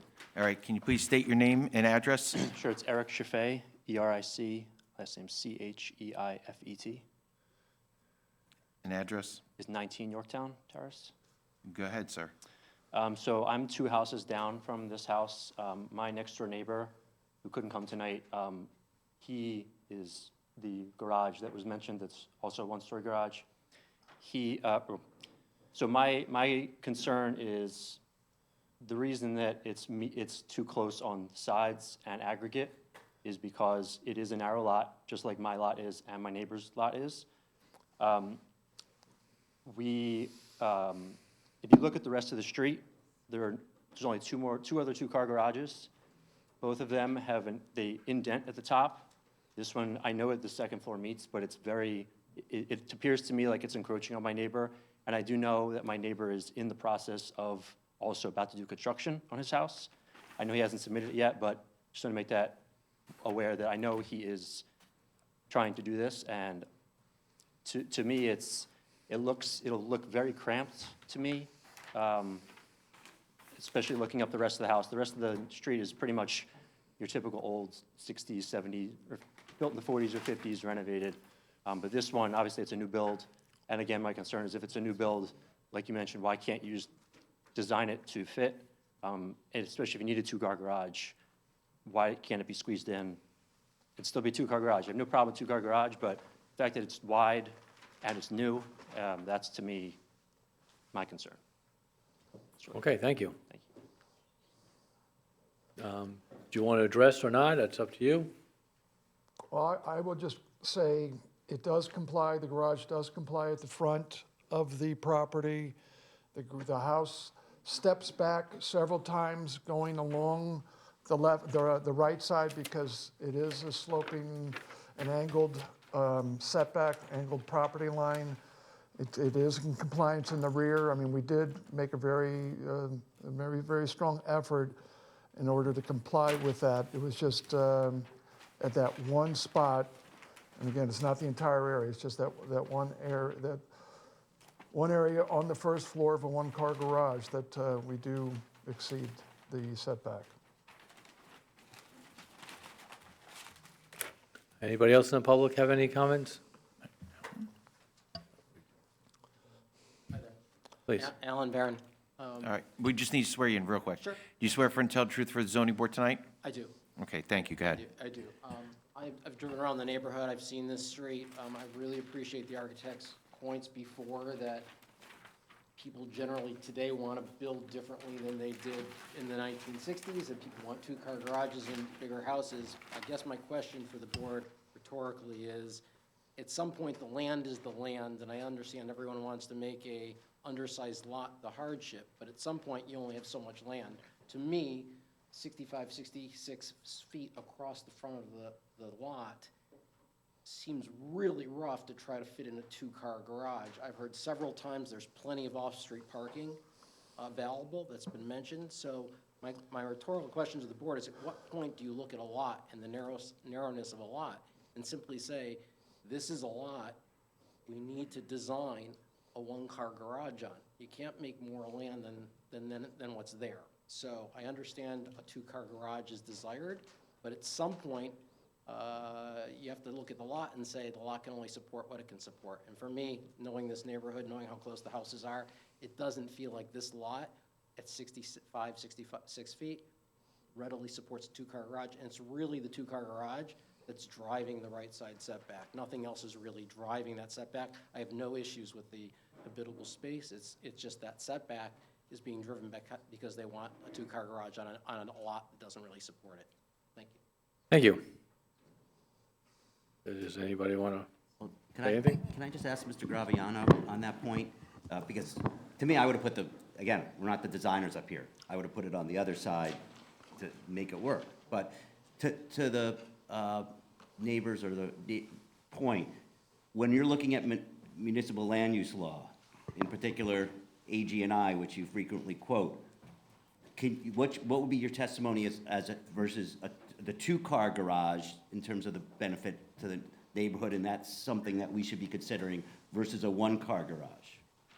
Well, I think when you look at garages, people use garages different ways. Some people use it for storage, some people use it for parking. I think in this case, you more guarantee that a vehicle can park in that garage. Many times the single-car garages will get used simply for storage. You can't park a vehicle in there. To the neighbor's comment, my testimony wasn't specifically based on the undersized nature of the lot. It was due to the extreme geographic condition of the lot that has 71 feet of frontage that slopes to 47 in the back.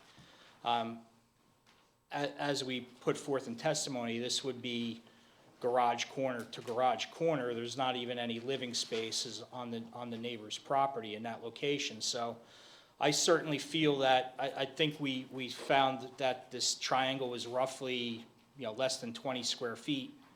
I think the granting of that variance certainly could be done without substantial detriment to the public good. Thanks. Yeah, but obviously we defer to the board. If it's a concern to the board, we would like to hear it. Anyone on the board want to make any comments? Yeah, I would just add that I did drive by the location today, and I did feel that it is a very odd-shaped lot. You're on the concave side of the street. It is kind of curving, and it does appear, aesthetically speaking, that if we bring the building closer, it does appear like it's a lot closer to the neighbor than it actually would be. So right now, the building is at 7.6. So would you be amenable to, reconsidering and resizing the garage to fit the existing conditions?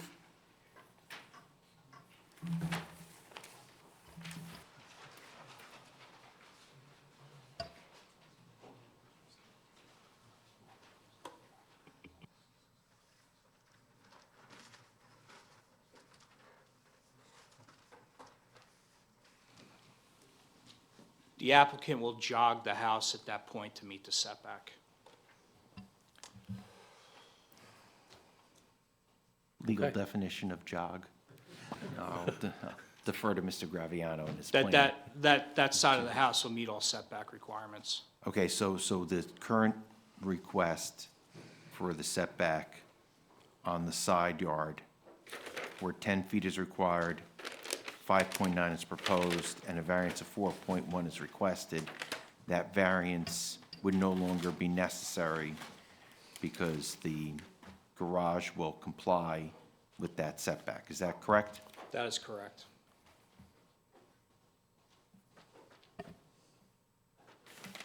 the Okay. applicant will provide revised plans. Yes. As a condition of approval, the applicant will provide revised plans. Would someone like to make a motion? I'll make a motion to approve with the condition, with the, obviously, that setback being removed, the side yard setback. I'll second it.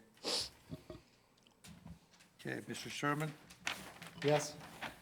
Okay, Mr. Horn? Yes. Okay, Mr. Kenya, yes. Mr. Wiseman? Yes. Mr. Ambati? Yes. Ms. Khan? Yes, and I would like to thank the applicant. Thank you. Mr. Beer? Yes. Motion carries. Okay, thank you. Thank you, Board. Please call the next application. Number 5. Block 4010, Lot 7, 16 Cedar Parkway South, application number 2025-95-3, Worden Place LLC. Applicant seeks approval to construct a new single-family residence in violation of the following section: 170-99C2, front yard setback 40 feet required, 30 feet proposed, 10 feet variance requested. 170-87CC4, habitable floor ratio 30% allowed, 39% proposed, 9% variance requested. Welcome Looks back, like long time. everybody stayed where they were. Okay, so Mr. Emmerich and Mr. Graviano, you remain under oath. Your qualifications in your respective fields haven't changed in the past 5 minutes, so. We can accept them as Architect professional and architect and planner And what respectively. counsel- Thank you both. Again, Trevor Cooper of Stevens and Lee for the applicant, Verdant Place LLC. Not going to belabor my introduction once more. This is another application for an undersized lot. We have an FAR variance and a building coverage variance. Again, I would just ask that the application, the materials we submitted are submitted to the record for the purpose of the testimony of our architect and our planner this evening. And with that, I'll turn this over again to Mr. Emmer. Okay, Mr. Emmerich, already being qualified and sworn in, you can proceed. Thank you. I'm going to just, okay. So this is starting with the second floor, 4-bedroom house, 3 bathrooms and a laundry room upstairs, and 2-car, and again, there's a pull-down hatch to the attic. There's no stair going to the attic. First floor is 2-car garage. We do have a 5th bedroom in the back right corner. The primary living space is stretched along the rear with the kitchen and the family room. A small living room, sitting room in the front off the entry with the dining room between the 2 spaces. And it's a 2-car garage. I'm sorry, 2-story house. So at this point, we are asking for 2 variances. The first is the front yard setback. 40 foot is required. The current house is at 25.5, so we are pushing the new house back to be 30 feet. And I believe that is in conformance with the average established setback. And then the second, I believe, I'm trying to find the form, but I believe it is. And then the second variance we're asking for is, okay, we are in compliance with the habitable floor area. We are under that requirement, but we are over on the ratio requirement, whereas 30% is required. We are asking for 39%, and the lot is undersized for the zone that it is in. And as I see here, we are also asking for let me see this. I got in my note here that we have a building coverage that we're asking for 0.1% for the building coverage. So,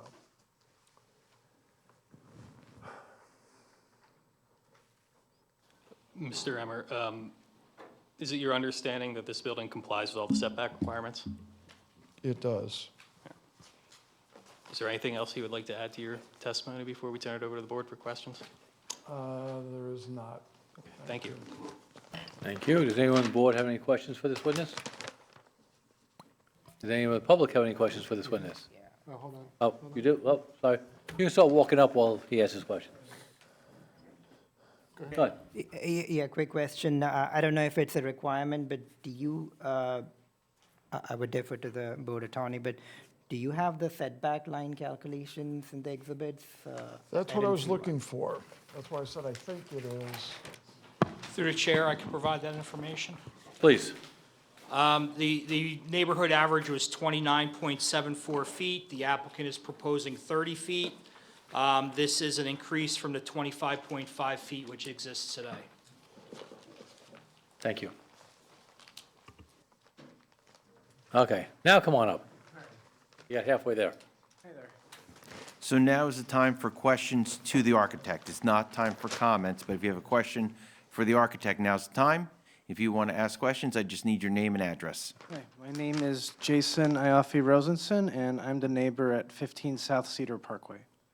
Go ahead, sir, you got your questions. All right, hi, and forgive me if this is a silly question, but I'm wondering if the proposal, how does it affect the proximity between the houses, or does it not affect the proximity between our houses at all? Because we're pretty close together. And just to clarify, sir, you're asking how far away would the proposed house structure be from your current house structure? Correct, yeah. Okay. Which side are you on, by the left or facing the house? If I was facing the house, I would be on the right side. All right. I mean, do you want Nick to, all right. On the left side, the current setback is 5.7 feet. So we are pulling it back to 10.8. So on the left side, we are pulling the house farther away from the neighbor, farther away from the property line. On the right side, the existing house is 35.5, and we're pushing it, it's going to be 16.3 feet. So, which is, and only 10 feet setback is required. So, and forgive the silly question, does that mean it's 10 feet closer to us? It's 35, about 20 feet closer, 19 feet. And I just want to be sure I have the right, left versus right, because Well, we. if I'm standing, I'm going on basis, if I'm standing looking at the house from the street. The right side is 35.5 now, the left side is 7 point whatever. So that's how I'm orienting So myself. you're looking out to the street from the house? No. Okay. The other way. I'm Yeah, standing in the street looking at the house. Okay. So So we're on the right side then. Yeah, we have like a mini split condenser on the side of our house adjacent to this house. Okay. So does that leave us enough room to like access and maintain that compressor? We are going to be 16 feet off the property line. I do not know, but you're probably at least 10. So there's going to be about 26 feet, 30 feet in between the houses, something like that. So you could drive a truck through there. Okay, because maybe I would have the left and right mixed up, because right now I feel like the houses, like, it's closer from, like, the distance is smaller from this gate to this podium. So, it's a very small distance, like, from my living room window to the window of that house. So it sounds like you're on the left side. Because that's. Sir, I'm sorry to interrupt. Just, we're 16, you're 15. Wouldn't you be on the other side of the street? So, There you go. oh, wait a second. I see. So you're right. I'm sorry. No, thank you. I thought you were the house That's okay, next no door to problem. us. Good thing Mr. Disregard, Graviano's paying completely attention. disregard. I apologize for don't- wasting the time. Don't Don't 25 worry. years in this game, I learned Yeah, that odds you- and you- ends are on the opposite side of the street, so. No, Mr. no problem, Graviano no was problem. formerly a postman. We appreciate you coming out, though, We and appreciate everything you else. coming. So nothing's happened on your side. Sorry. No That's okay, worries. all good. Aunt Dell would be proud of me. She was a retired postal worker, so.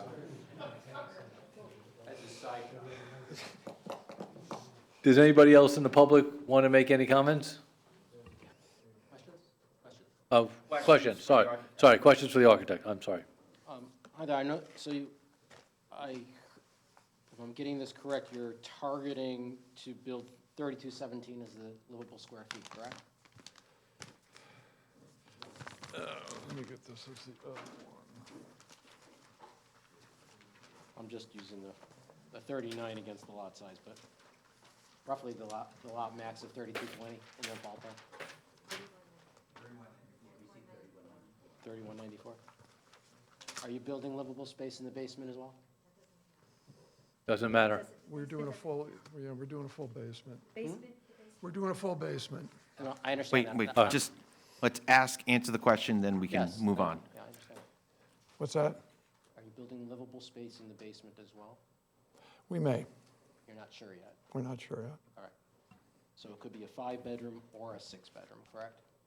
Number of bedrooms doesn't matter. Yeah, and it's, It does matter when you. It does not matter for zoning purposes.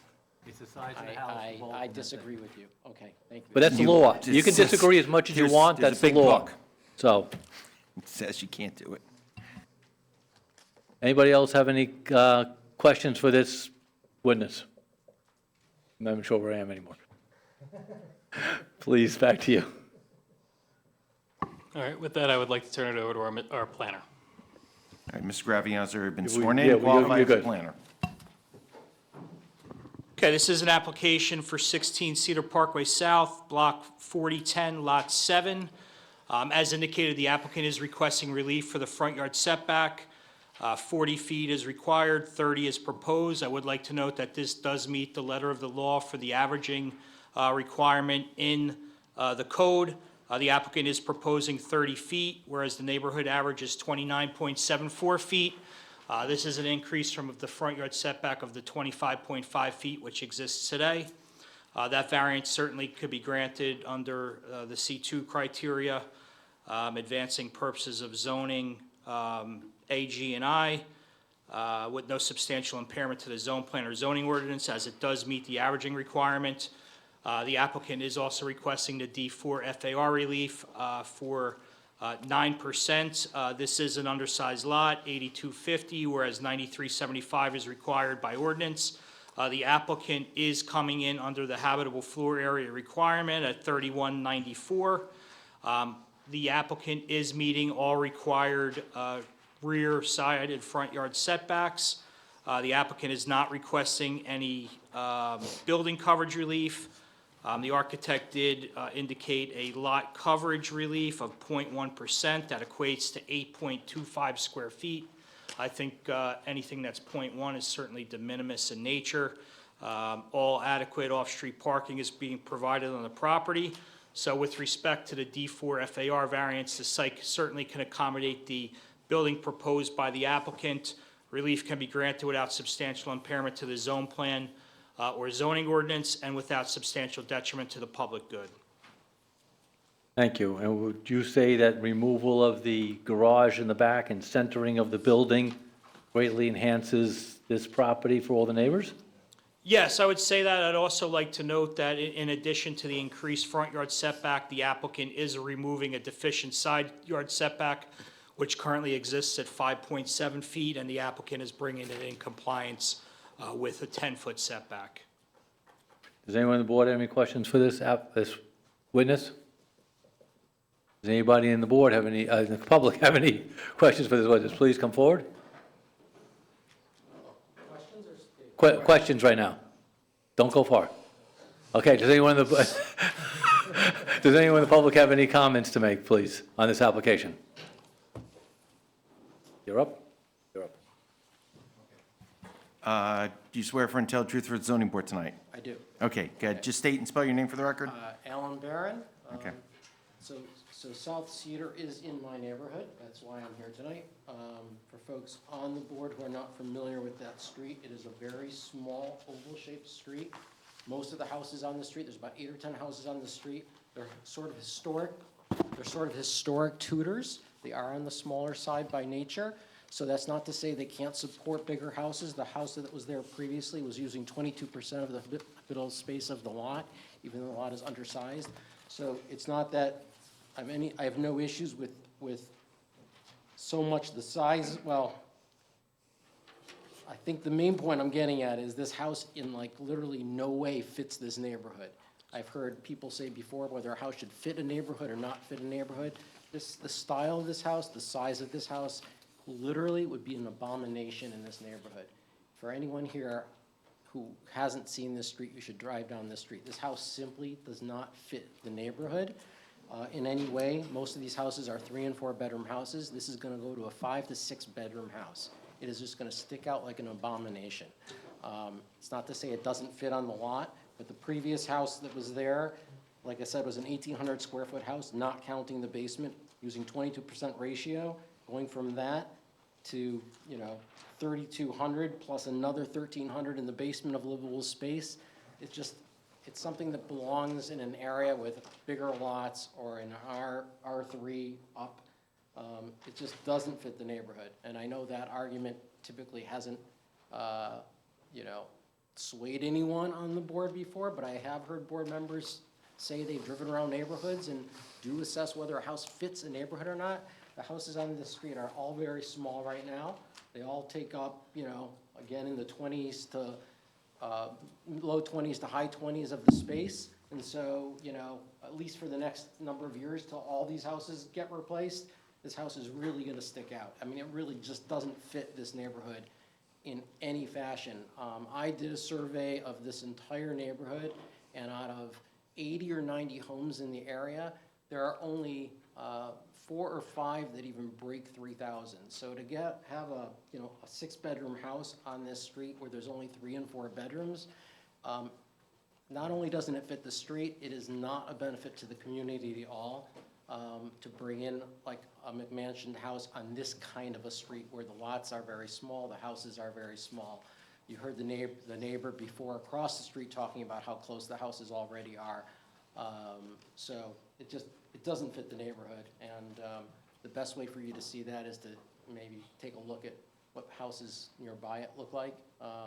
But it just seems like, let's go and find an undersized lot and try to build as big as we can on it, but it just doesn't fit this neighborhood. And if the negative of looking at C2s or Ds is we have to make sure there's no detrimental impact on the community, this does have a detrimental impact on the community. It really does. Thank you. Do you want to say anything, or you? I respectfully disagree with the objector's opinion. This is a traditionally designed home that will fit into the visual characteristics of the neighborhood. The applicant is meeting or exceeding all required setbacks, so to make the claim that it's encroaching on neighboring properties just isn't true because it's meeting all ordinance setback requirements. Thank you. Does anybody else in the public want to make any statements? Do you have anything to close with, Counselor? I'm not going to burden you with a summary. I just thank you for your attention. If you have any other questions for the witnesses, we're here to answer them. Thank you. Does anybody want to make any statements on the board? Someone want to make a motion? I'll make a motion to approve. I'll second it. Okay, Mr. Sherman, Mr. Horn. Okay, Mr. Sherman, Mr. Horn. Yes. Okay. Yes. Okay. Mr. Kenya, yes. Mr. Wiseman, Yes. Mr. Ambati, Yes. Ms. Khan, Yes. Mr. Beer. Yes. Motion carries. Okay, Can I just make one comment before off-site parking, we don't have overnight parking, so that really, it doesn't come into play. So even if people can park on the street during the day, but if you park at night on the street, you'll get a ticket. So that's not really something that, is applicable. Just wanted to point that out. I refer to off-street parking. Everything I refer to is parking on the site. Okay, I've never okay. I take wasn't- credit okay. for the street Okay, parking. no, I thought when you said that, you meant like on the street, okay. No. Okay, No. okay. That's why you want two-car garages, so people park in them, so. I think you have to give up your seat. Thank you. Take care, be well.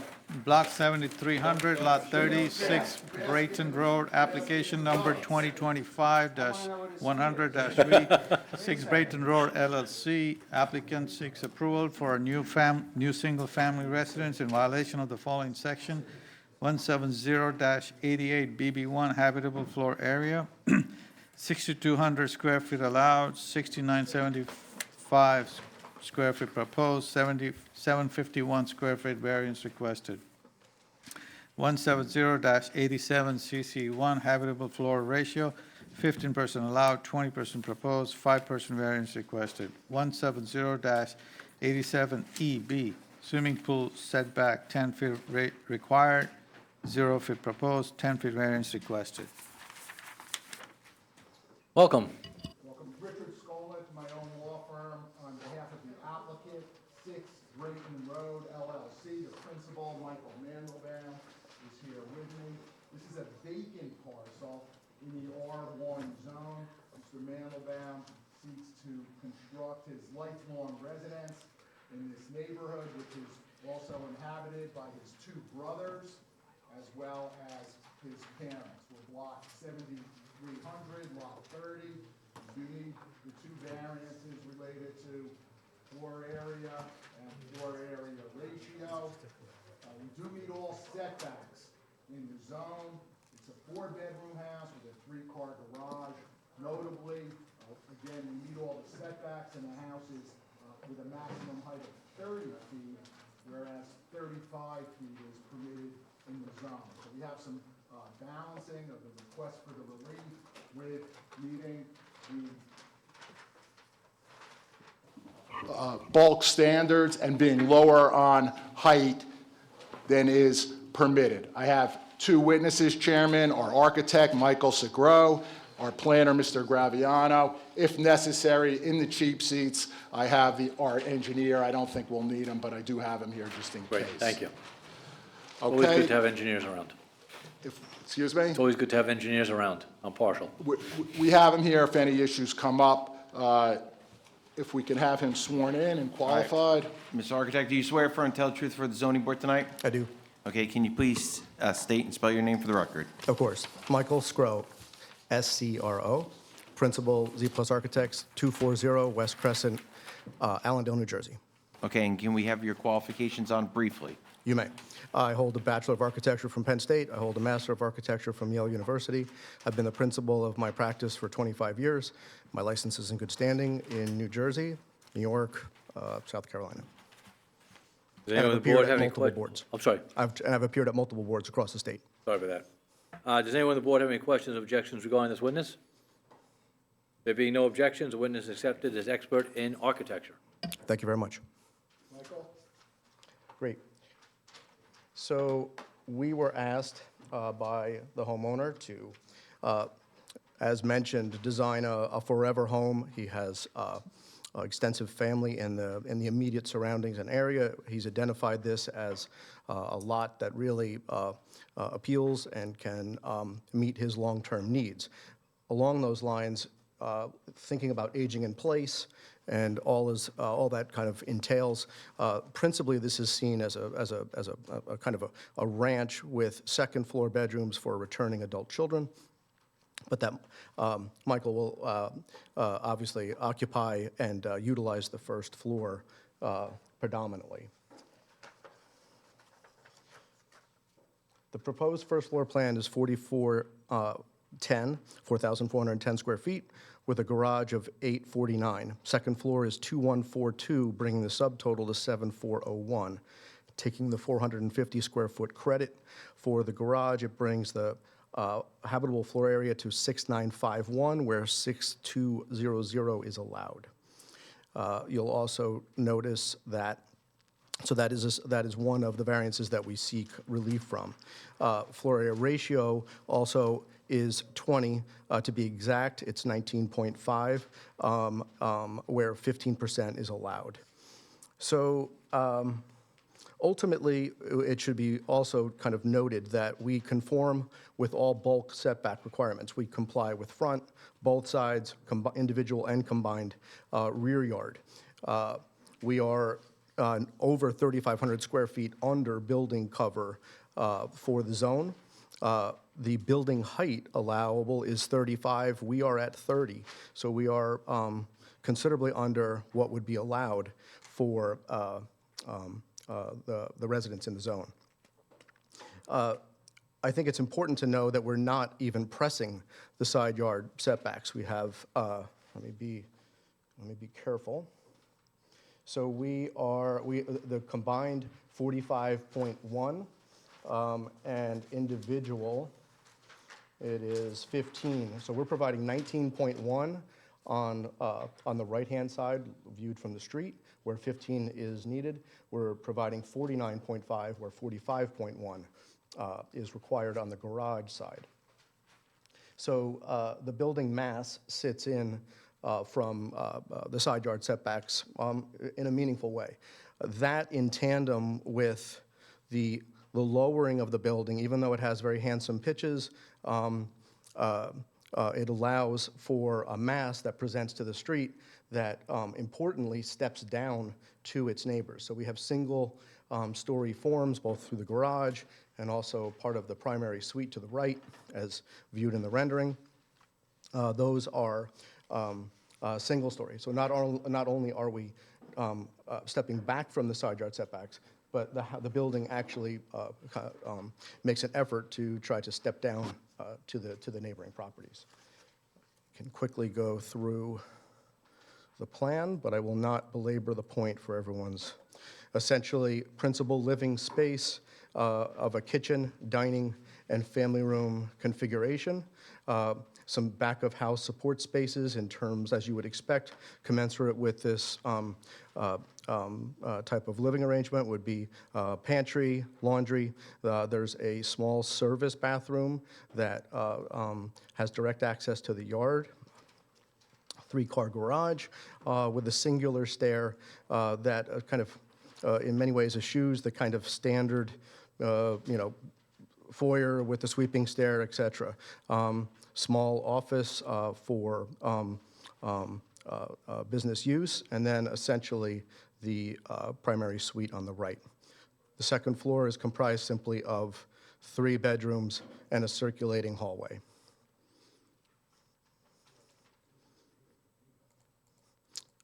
And again, this is the rear, that's the front, this is the rear. Do we have to mark these exhibits, Counselor? We submitted this in advance. If it's been, Part of the package. if, They were submitted in advance. if they're in Ms. Hollis's file, we don't need to mark them. Okay, appreciate that. Thank you. So in terms of massing, you had some comments? Yeah, In terms of how we're appropriate and the site can accommodate, that's our legal standard, can the site accommodate the use despite the deviations? Can you just talk a little more about the massing? Sure. So obviously, our firm has specialized in custom residential for 25 years. And professionally, what I use as a measure to try to gauge the appropriateness of a building as you think about it on a site, and then obviously in context to its neighboring homes as well, is how does that house sit on the site? How does it step down to its neighbors? What is the visual mass to the street?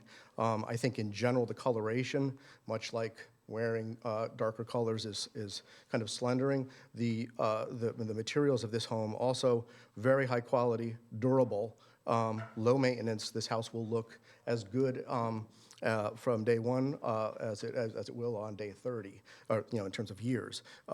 So it's durable. It's scaled. I think if you look at the homes immediately adjacent, and then also just along the street, certainly the mass of the homes adjacent are taller. They're about as approximate in terms of width. This replaces a single-story house again, holds the same front yard context, does not encroach on the front yard setback. I think by all measures, we understand the size, we really do, but at the same time, the size is kind of, the numbers belie the fact that this is truly a house that, from a massing standpoint, on a lot that's 150 feet plus wide, is certainly commensurate not only with its own lot, but also the neighborhood that it sits within.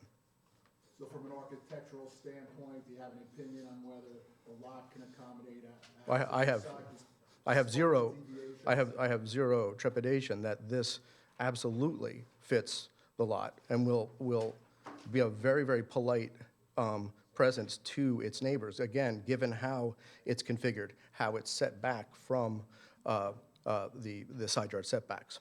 One thing we have here, there's no cabana proposed here. There is no accessory structure, so that's sort of eliminated, while not technically part of floor area ratio. We're not proposing that.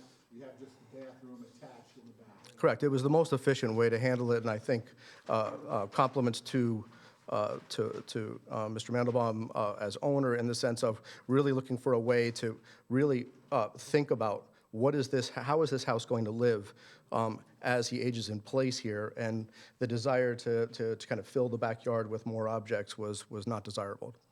We have the relief for the pool and the setback. Can you talk about that a little bit? Yeah, so we have, I think I can try to help maybe plan, we'll show this best. I could probably pull up perhaps I'll pull up quickly, oh, actually it's combined. I'll pull up the site plan to try to give some context. So, sorry, let's see if I can zoom in on that. All right, so essentially a in-the-ground pool is proposed, obviously also meets all bulk requirements in terms of its setback, its offsets, et cetera. One area that we do want to highlight to the board, it is important that you understand this. It was imperative and expressed to us as not a like-to-have, but really kind of like a meaningful lifestyle component.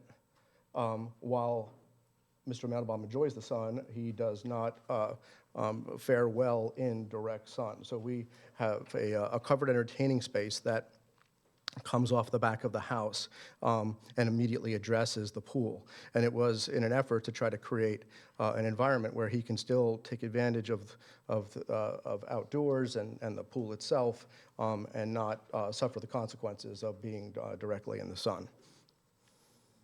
So there's a requirement that the pool be setback from a house 10 feet. Can you show the rendering? Yes. We have a pool overhang. We're not exactly sure the purpose of that ordinance. We think it's a... Look, I think there's a practical component to it, right? In terms of we've all kind of I think, Mr. Skolnick, you don't want children running out of the house. Having children, myself, in a swimming pool, it's not legal, but you don't want kids running out and going into the pool. That's probably... So how do we, with that in mind, and considering everything, how are we going to prevent little children from having problems here? It's an excellent question. I can assuage your concerns on that in the way that code handles a pool when it is not fenced off in its own kind of entity, right? But it is part of fence, let's say, is made whole by the sides of the building. It goes into the rear yard and makes a complete enclosure. So neighboring guests, no one can wander into your yard and use the pool. But if you're going to use your building as part of the fence enclosure, code requires that you have alarms put on all operable doors that interface with the pool. So essentially, and we've handled this with great success, and certainly we're concerned about our clients' lives and their kids as well. And while Mr. Mandelbaum's children are obviously older, they may have grandkids one day. We want everyone to be safe. So code prescribes ways where you can't just, a child could not kind of meander out and get to the pool without some type of an alarm going off. So with that being said. Let me just ask this. I think the pertinent issue here is there's no door directly out to the pool. The person needs to go out onto the patio to get Oh, to yeah, the they would pool? go first out to the covered entertaining space, and then in a So conventional there's way already to a the pool. distance Oh, that yes. the Yes. child would have Yeah, to probably, I would say cover. somewhere on the order of magnitude of 16 to 18 feet. Okay. Yes. So an average male of a certain age, not casting aspersions, Mr. Skolnick, but could probably catch a child or a grandchild before they get into the pool, right? You would hope so, and then there's alarms to address that issue. There's other manners to address. Yeah, I think in many ways, and again, I don't want to surmise what the rationale is behind the ordinance, but also often when you see setbacks from pools, from principal structures, right, it is also to not tempt, let's say, a high school-aged party goer to suddenly decide to become an Olympic jumper. So the way that you handle that, and it's easy, like, we have this rear-facing bedroom. We could make these windows non-operable. All of these windows are high. This is in the hallway. This is below 13 feet, so this is not double height space, but it is above the covered entertaining roof, inaccessible. So were these two windows to be made just fixed, we would still meet our egress requirements for life safety in that bedroom with those, and we could really preclude access to the roof. So the applicant would agree to those windows being non-operable as a condition of approval for safety purposes? Yes, and I prefer it. To control for the adventurous teenage boy. Any code problems here? It's obviously you designed something to code. It's in complete compliance, and obviously we would coordinate with the building department to make sure of that as we develop construction documents. And just to recap, Michael, salient features were at 30 feet with 35 permitted, so there's Correct. There's a balancing in terms of massing, which floor area is intended to regulate. Mhm. We meet and exceed all setback requirements. Correct. Here, And we are not approaching them. And we have some tapering of the building. If you just go back to the front. Sure. We have tapering of the building, and also it should be, again, reiterated that we are over 3,500 square feet under coverage, building cover. Thank you. Chairman, Thank you. we're trying. Of course, no problem. Does anyone on the board have any questions for this witness? Yeah?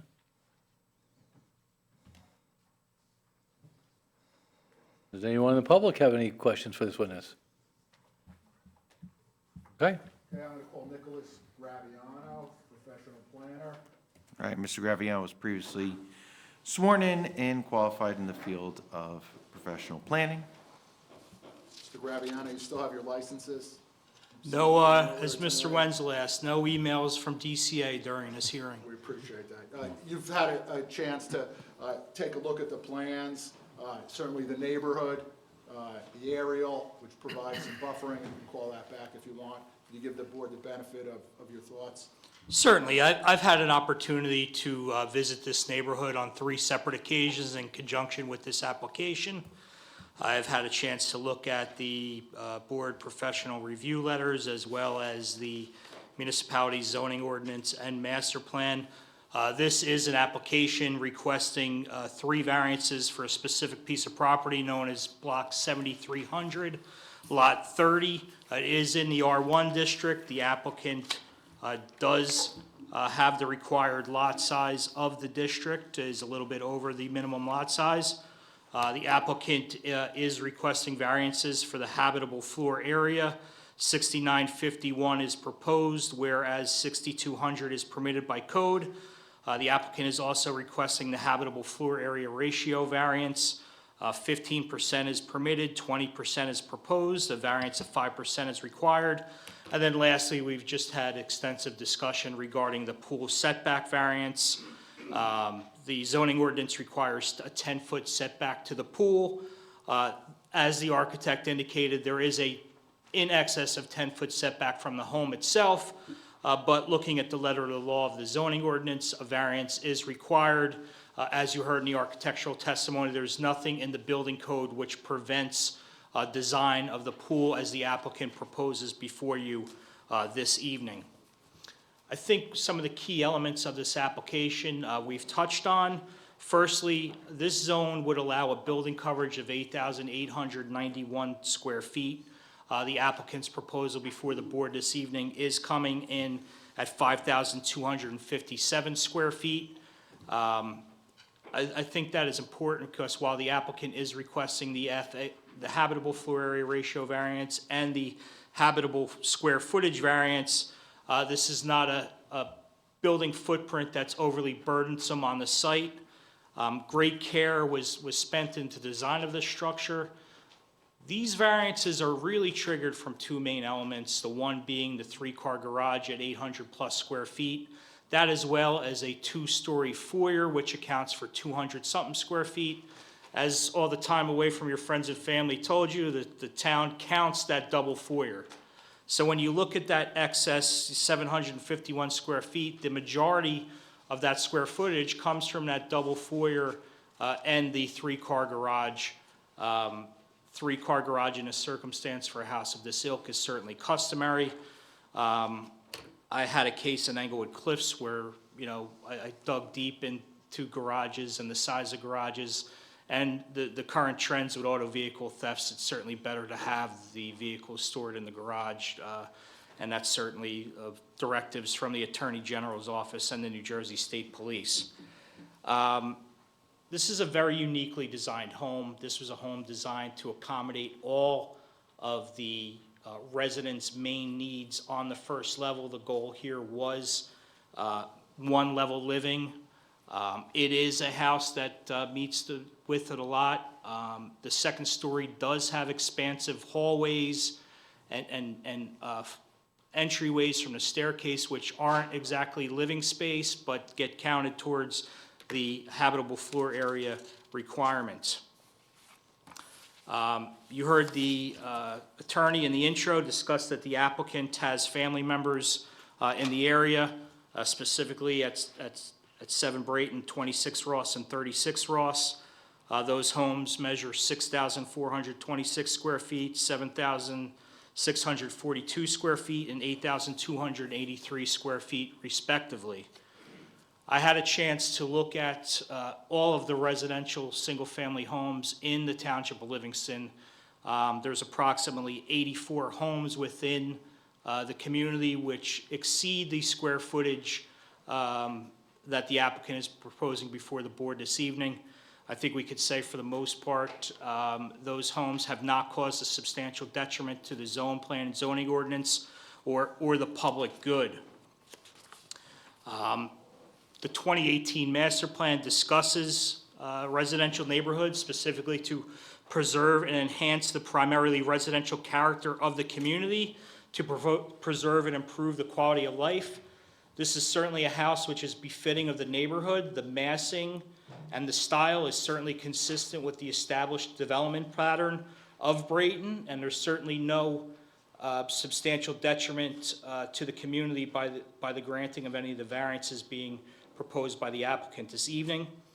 The master plan also seeks to promote a welcoming and aesthetically pleasing visual environment and safe residential and commercial avenue areas through creative development techniques.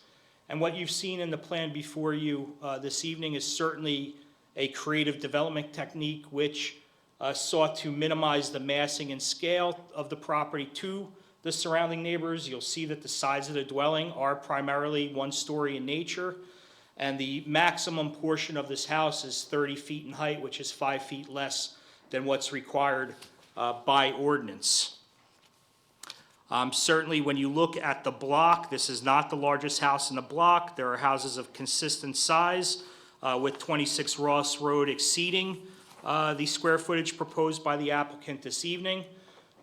Looking at the C variance proposed for the pool, that certainly could be granted under the C2 criteria, advancing purpose of zoning I, desirable visual environment and creative development technique. That variance certainly could be granted without substantial impairment to the zone plan or zoning ordinance, as the configuration is permitted under building code.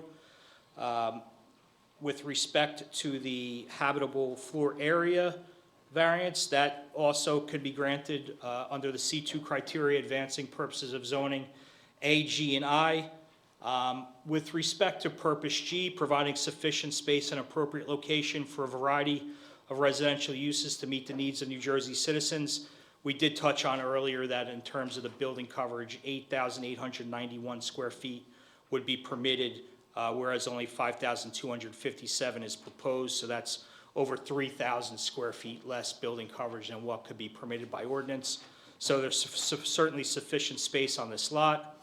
Then lastly, the habitable floor area ratio variance, the 5% being requested.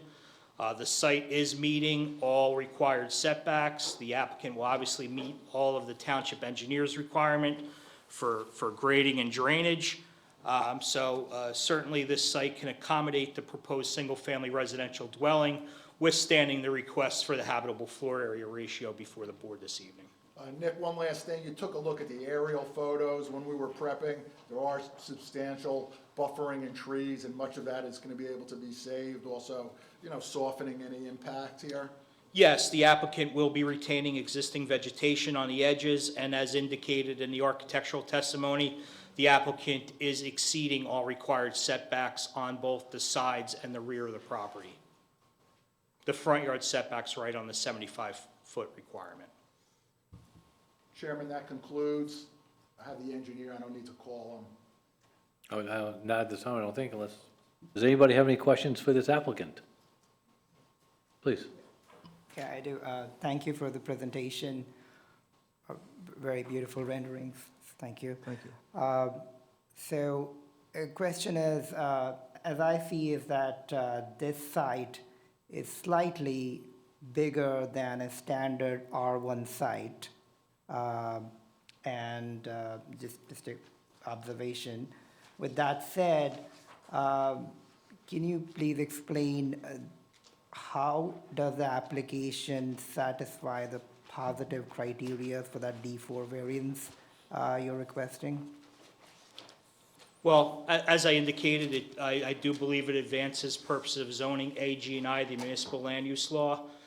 Purpose A, to provide municipal action to promote the development of lands in a manner which will promote the public health, safety, morals, and general welfare. Additionally, Purpose G, to provide sufficient space and appropriate location for a variety of residential uses to meet the needs of New Jersey citizens. And, we look at that term, meeting the needs of New Jersey citizens. This is obviously a neighborhood of people of means. This is a neighborhood which does accommodate houses that are this size or bigger on lot sizes that are consistent with the lot sizes of the applicant this evening. So when we look at that term, housing opportunities for people of all income levels, this is certainly something that advances that. And then lastly, I touched on Purpose I, desirable visual environment. The applicant went through great effort to make this primarily a one-story structure. Over 60% of the square footage of this home does exist on the first floor. The applicant is meeting all required setback requirements, actually exceeding them on the side and rear yard, and is meeting all required off-street parking. So in terms of the surrounding neighborhood, there's no detriment. If anything, the applicant's proposal, while needing relief, minimizes the massing and scale of this structure by not being primarily 2 stories in nature. Frankly, I'd rather live next to a home that's over on the square footage and the habitable floor area that has reduced massing on the sides than something that conforms to the ordinance that's fully 2 stories. And then, Nick, that key case out of Randolph on the floor area, it really, on the positive criteria, it talks about, does the site remain appropriate despite the deviation? So, that is correct. This site is certainly appropriate for the dwelling proposed. As I indicated, this variance stems from the fact that it's a 3-car garage and there's a 2-story open foyer, which is very customary for a house of this nature. Could you just explain what that 2-story foyer is in the drawing? Michael, you want to take, yeah, we have 207 square feet there. Right in this space here is, if you take that area, you'll see that in the rendering here. It's most clear. So this space is open to below. This is purely a balcony to try to stay consistent with some of the other balcony amenities to kind of break the scale down again and emphasize the horizontal. So it's really, this space exceeds the 13-foot allowable. So we counted that in the FAR. We got charged a little bit with that, so that's part of the overage on the square footage. Out of the 751 over. Does anybody else have any questions for this witness on the board? Does anybody in the public have any questions for this witness? Does anybody in the public want to make any statements? Please come forward. Okay, you swear affirm and tell the truth for the zoning board tonight? Yes, Okay, can you please state and spell your name for the record? it's John Mandelbaum, Okay, and address? 7 Brayton Road. Okay, I live directly across the street. I'm pretty much the only one staring directly at this house. I think it's a good-looking house. I think it fits in with the character of the neighborhood, and I fully support this application. Okay, thank you. thank you. Does anybody else in the public want to make any statements? Counselor, back to you. No need for summation, I know you have a lot more applications. Thank you. Does anybody on the board want to make any statements? Does anybody on the board want to make a motion? I will make a motion to approve, subject to the condition of the non-operable windows facing the pool in that bedroom on the second floor.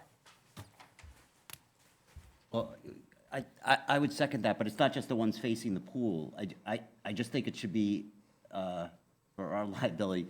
It would be nothing, no roof access. Correct.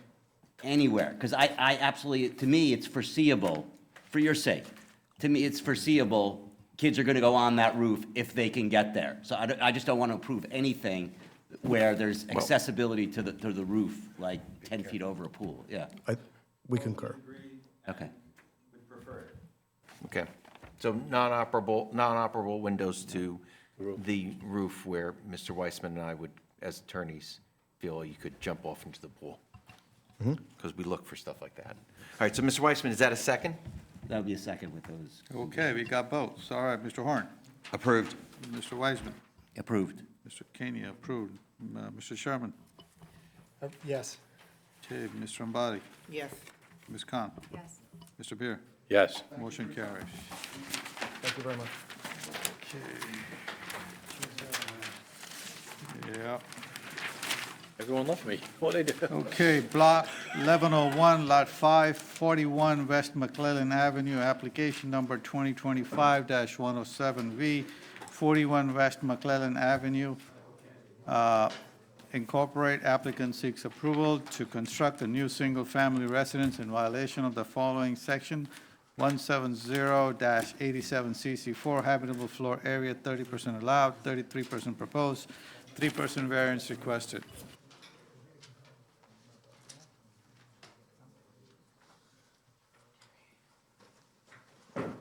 Saw you like 4 hours ago. I'm still awake. That's a positive. Ladies and gentlemen of the board, Happy New Year. John Morphew on behalf of the applicant. I have two witnesses, Evan and Nick. We've sworn them in many times before, and I will leave as witnesses to Mr. Wenzel. So apologize. Thank you. Okay, we're going to start with Mr. Cedra. Yes, Okay, Ms. Cedra, do you swear affirm and tell the truth for the zoning board tonight? I do. All right, Ms. Cedra has been approved as an architect before this board on multiple occasions. Ms. Cedra, your license to practice architecture in the state of New Jersey is current, correct? Correct. Okay, Chairman? We can accept you as an expert in architecture. Good evening. You want to? Okay. Mr. Ayman, you're fully familiar with the site, and you developed the plans, and can you please go over the plans as succinctly as possible to indicate the ratio that we are looking for variance and outline that to the board, please. Okay. Yeah, definitely. So this is a design for a single-family house with 4 bedrooms at the second floor. We have 1 bedroom at the first floor and one bedroom at the basement level, with total 6 bedrooms and 5.5 bathrooms. The variances we applying for here, we only applying for one variance, which is the floor area ratio, where it's 30% required, we are at 33%.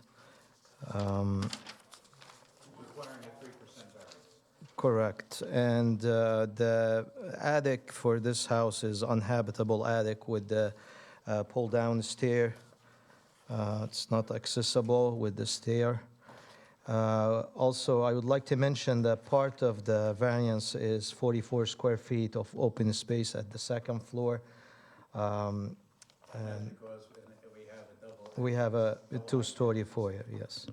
Thank you. Also, I would like to mention that we meet the requirement of the height, where 35 feet is required. We are at 28, 10 and 3/4. So in all respects, this is a fully conforming, other than that 3% variance, of which we have the double foyer entry, which would, in other circumstances, other jurisdictions would be deducted from that 3%. Correct. Mr. Chairman, that's all I have. I believe that we have covered all the issues in terms of the structure. Council, don't we have a front yard and rear yard variance on this one? On 75 West Cedar, we have, Oh, this is 41 West McLean. It's a change, oh, it's a 41 West McClellan Avenue. we took them out of order. There's more than one variance for this one? It's 41 West McClellan. Yeah, I was wondering, it's not what we, not what we're Sorry, here. I was, And it's funny, Mr. Barbarola, in an ironic sense, because the FAR on the other one I just mentioned is 3% as well, so you kind of Oh, okay. all ended up in the same field. Okay, so. there were a couple order changes, so Jackie asked me to do that prior to the meeting Right, start. no, that's my fault. This is what happens when you run out to get a drink of water. Mr. Barbarola is But faster than I Next time, we're am. going to have water brought in for you, that's it. No more Okay. leaving the dais. So just to clear up my foolishness, 41 West McClellan, Cedra, there is only an FAR of 3%, correct, based upon? Correct, yes. The All foyer. the Right. front and then side and And even rear. that 3%, if we were to take the credit for the foyer, it would be less. Okay, and otherwise, the home is compliant with all other bulk Correct, all requirements, the right? other bulk requirements were in conformance. And particularly, we also know that you like to talk about the attic, and it is not accessible, it's pulled down. Gotcha. Excellent.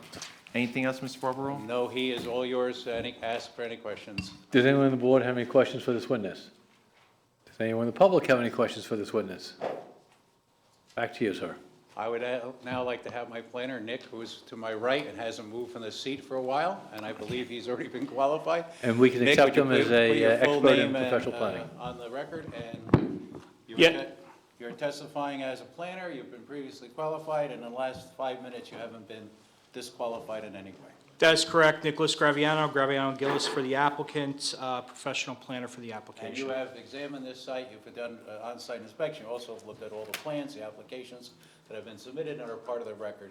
Could you please give the board the benefit of your planning analysis of this particular property? Yes, this is a variance application for Block 1101, Lot 5, 41 West McClellan Avenue.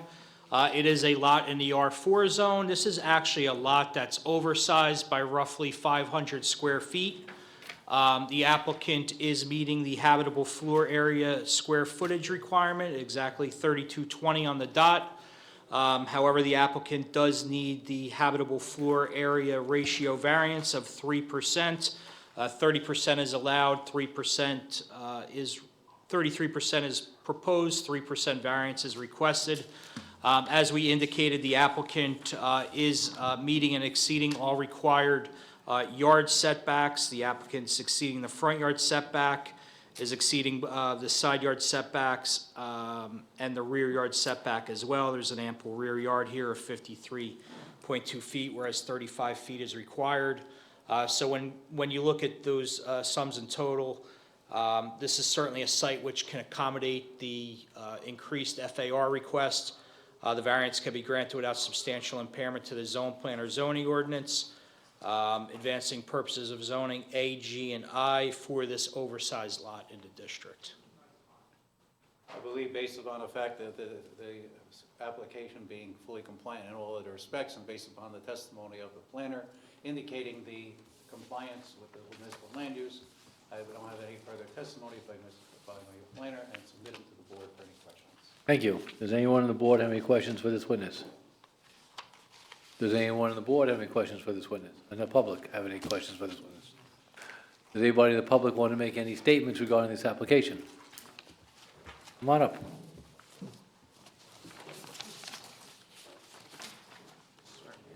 No, the gentleman's already been sworn in earlier. Go ahead, Al. I'd love to ask. You got to come close to the mic, please.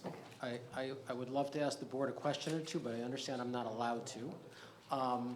So I will just make my statement, and hopefully it will be heard, which is, I know for myself, I've been to many of these zoning board hearings, and it's relative to this application. I find it very confusing sometimes why variances get approved when a house can be built that's 26 to 2,800 square feet at a 30% ratio. It doesn't seem like there's a case where the 30% actually gets enforced. And I think it would be helpful to the town and do the board a great service if both at meetings like this, as well as in the meeting minutes and the resolutions, there could be a bit more explanation on why every variance on an undersized lot tends to get approved when you can still build a substantial house at 30%. It's just not really clear. And I have to say that, you know, the South Cedar thing is really gonna destroy our neighborhood in a severe way, adding a 6-bedroom, $2 million house to a lower income neighborhood. And it's just not clear to me and not clear to a lot of my neighbors and people I speak to why we don't enforce the 30% when it still allows a really huge house to be built. You know, like I said, you know, 2,800 square feet, not including what you can build in the basement, which is why that is relevant. So it all affects affordability in town. I think it would just do the board a great service if they could, when they do approve these variances for undersized lots, explain why they're allowing it.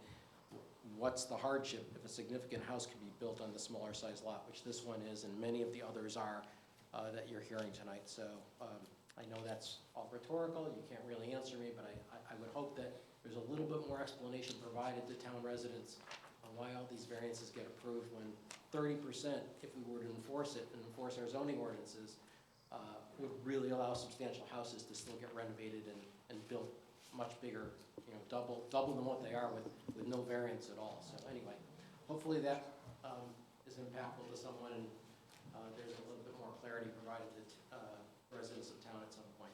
So Thank you for your comments. Does anybody else in the public want to make a comment? Back to you, sir. Based on the municipal land use law, based upon the testimony of expert in planning, the analysis of the municipal land use and the master plan, I believe that we have submitted a very clean application. I request your approval. Thank you. Does anyone on the board want to make any comments? Does anyone on the board want to make a motion? I'll make a motion to approve. Yeah,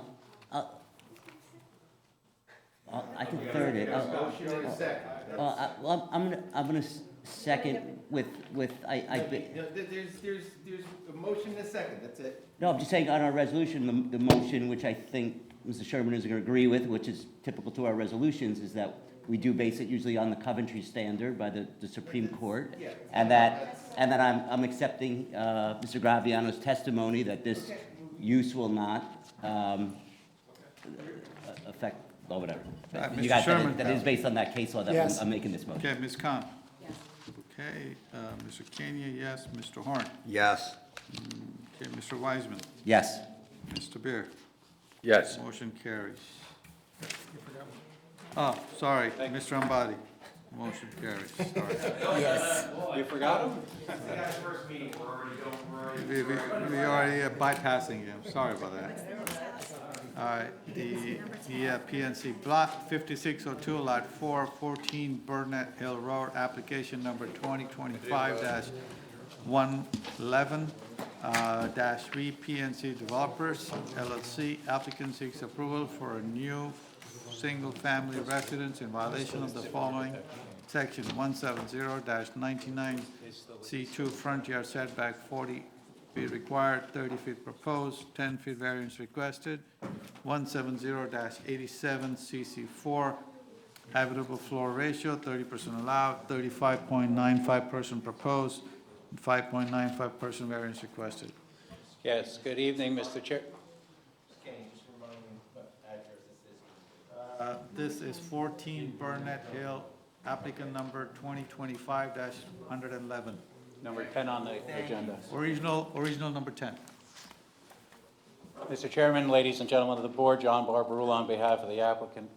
And I have Adam Weiner as the architect. I also have Nicholas, who's not going to be leaving the seat all night, as my planner. At this time, I'd like to have Adam sworn in, and I believe he can do a very short presentation after sworn in of his credentials. Correct. Sounds great. Mr. Weiner, do you swear firm and tell the truth through the zoning board tonight? Yes, I do. I knew you'd say that. Okay, Mr. Weiner, can we have your qualifications on briefly? Sure, I've been licensed in the state of New Jersey for over 35 years. I've appeared before other boards in the state, and I have a Bachelor of Architecture and a Bachelor of Science from RPI. And license in New Jersey is current? Absolutely. And you've been qualified in a number of boards to Yes. testify. You've been doing this a few years. Just a little bit. And you're fully familiar with this site, you've gone to the site, you've also been Yes, I involved in preparing the plans that have been submitted and made part of the application to the board in reference to this. Could you please give the board the benefit of your plan? Also go over the variances that we are seeking in reference to this particular matter. Okay, the current site has an approximate 1,200 square foot single-story house with a detached garage in the rear. We propose to take the house down and the garage down and construct a new two-story, basically center hall colonial. The house will comply with all the setback requirements. The only thing is it exceeds the habitable ratio by 5.95%. And there's a front yard variance, correct? The front yard variance complies with the ordinance regarding averages, and it meets and exceeds the averages. All right, and do you have the average for the board? The average, I think, was approximately 28 feet, and we're proposing a 30-foot front yard So setback. actually, if you take the ordinance as required, that you did an analysis of the existing homes, came up with the average of 28 feet, and our proposal is 30, exceeding the average by 2 feet. Is that Exceeding the correct? average, yes. It was actually 28.85 feet, and the existing home is approximately 22 feet from the... So not only do we meet the average, but we also have increased the pre-existing condition of the existing home that's being demolished. Correct. Now, can you go over your plan in reference to the home and give the board the benefit of your explanation of your habitable floor ratios? The home is approximately 1,300 square feet on the first floor, with an additional 500 square foot garage as well, two-car garage. The second story has 4 bedrooms and is approximately 1,500 square feet, for a total of about 2,800 square feet, plus the 500 square foot garage. And is there a double height entryway here also? The entryway is double height. It has a attic that's only accessible by a pull-down stair, and it has a full basement under the living area of the home. So if we were to indicate that even though it's double, Livingston counts that as livable area. Correct. But in reality, based It's upon only it a single is not story. as a double Yeah, entrance. it's one floor. One floor.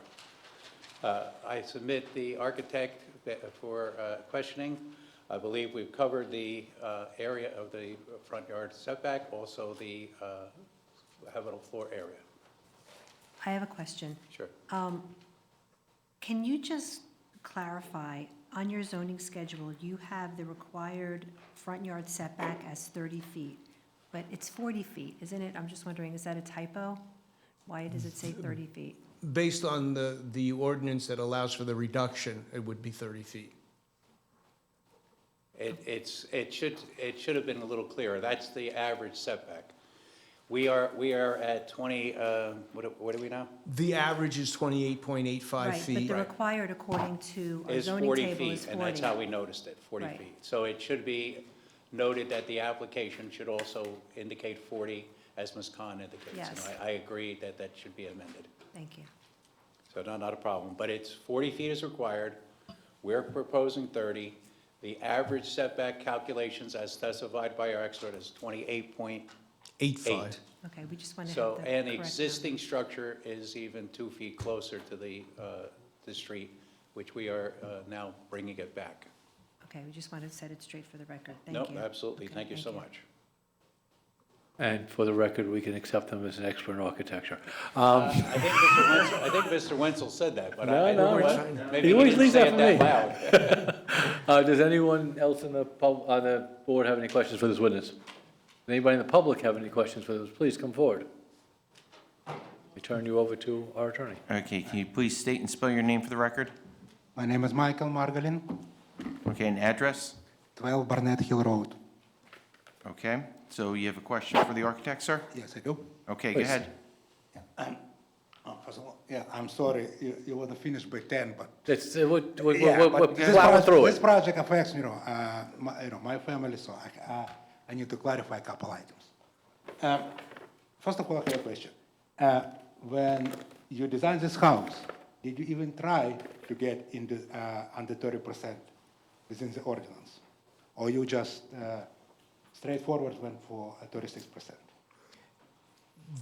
The outcome of the house is based on doing market research in the area and what the. So you didn't try It was, to get it was under the never, 30%? it was never attempted to exceed it, okay? It's where it fell, based on fitting with the market. So your client is professional developer. He knew that he bought undersized lot, so he didn't expect to get house under 30%. It was never in the discussion. It really wasn't, it wasn't the initial thought. It's where the outcome was. Okay. So you never tried? Okay, that's been I'm sorry. asked and answered. Yes. There is no hardship that demands this particular design. There is no sloping, no anything else that was driving you with this design. I don't like to, So- I so- don't like to cross-examine any witness, but at this point, he's making statements, not asking questions. Let me see if I can assist the gentleman and see if we can move it along. I think what he's trying to ask is, were there any physical characteristics of the lot that caused you to design the home in the way you did? The only thing would be the fact that it's an undersized lot. Okay. You're gonna build about 3 times bigger living space. It's gonna be 2-story building instead of 1. This, I saw your design. It will oversee my kitchen. It will oversee my porch. Did you consider any privacy issues, any architectural design that will prevent, a complete exposure of my family? Did you, it's very simple. It's very. I think it's a very simple question. When you designed the home, okay, did you take into consideration anything with regard to sight lines from neighboring properties or two neighboring properties? Not of, in terms of privacy, there wasn't any concern. I mean, it's up to the individuals to put window coverings and so forth. I mean, in this house, will probably have window coverings and concerned about privacy, whomever occupies the home. Meets the setbacks otherwise? Excuse me? The property meets the The side property yard fully setbacks? meets all the setbacks. Okay. Do you have another question, sir? Yes, I do. mature trees and shrubs between your property and Barnett Hill 12. The trees are extended probably like 14, 15 feet into the Barnett Hill 14. Will all those trees and shrubs to be removed? No, there's only a call for 2 trees to be removed. Two? 2 trees. Which ones? One that falls directly, 2 trees that fall directly on the proposed garage. On the garage. I'm talking about. There's no other on the trees other side. proposed to be removed. Okay. How are you gonna deal with that? The roots of the trees and branches, they extend approximately 14, 15 feet. If they need to be trimmed, they'll be trimmed, but the house itself is 10 feet off the property line. And actually it's 7. So my concern is that if you trim the roots, or you trim this is huge trees, they will fall on my property. Well, and just so you know, sir, any I will homeowner. make a difference. I apologize. Okay. When you're gonna do, the build, are you gonna have any root protection for the trees? Sir, everything that, the zoning board, their job, just so you understand, is only about the zoning issues presented, right?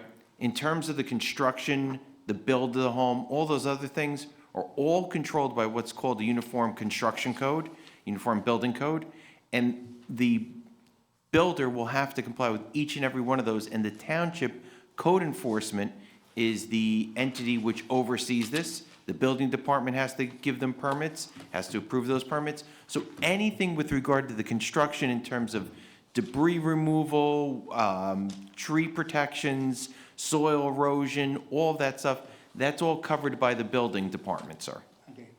So if you have any questions with regard to that, you can certainly contact them and have further discussions with them, but that's not something before this board. I did actually. I stopped by about 5 days ago and talked to engineers, and they, about the water issues that, this property currently has, and it's a significant issue. I can present the proofs.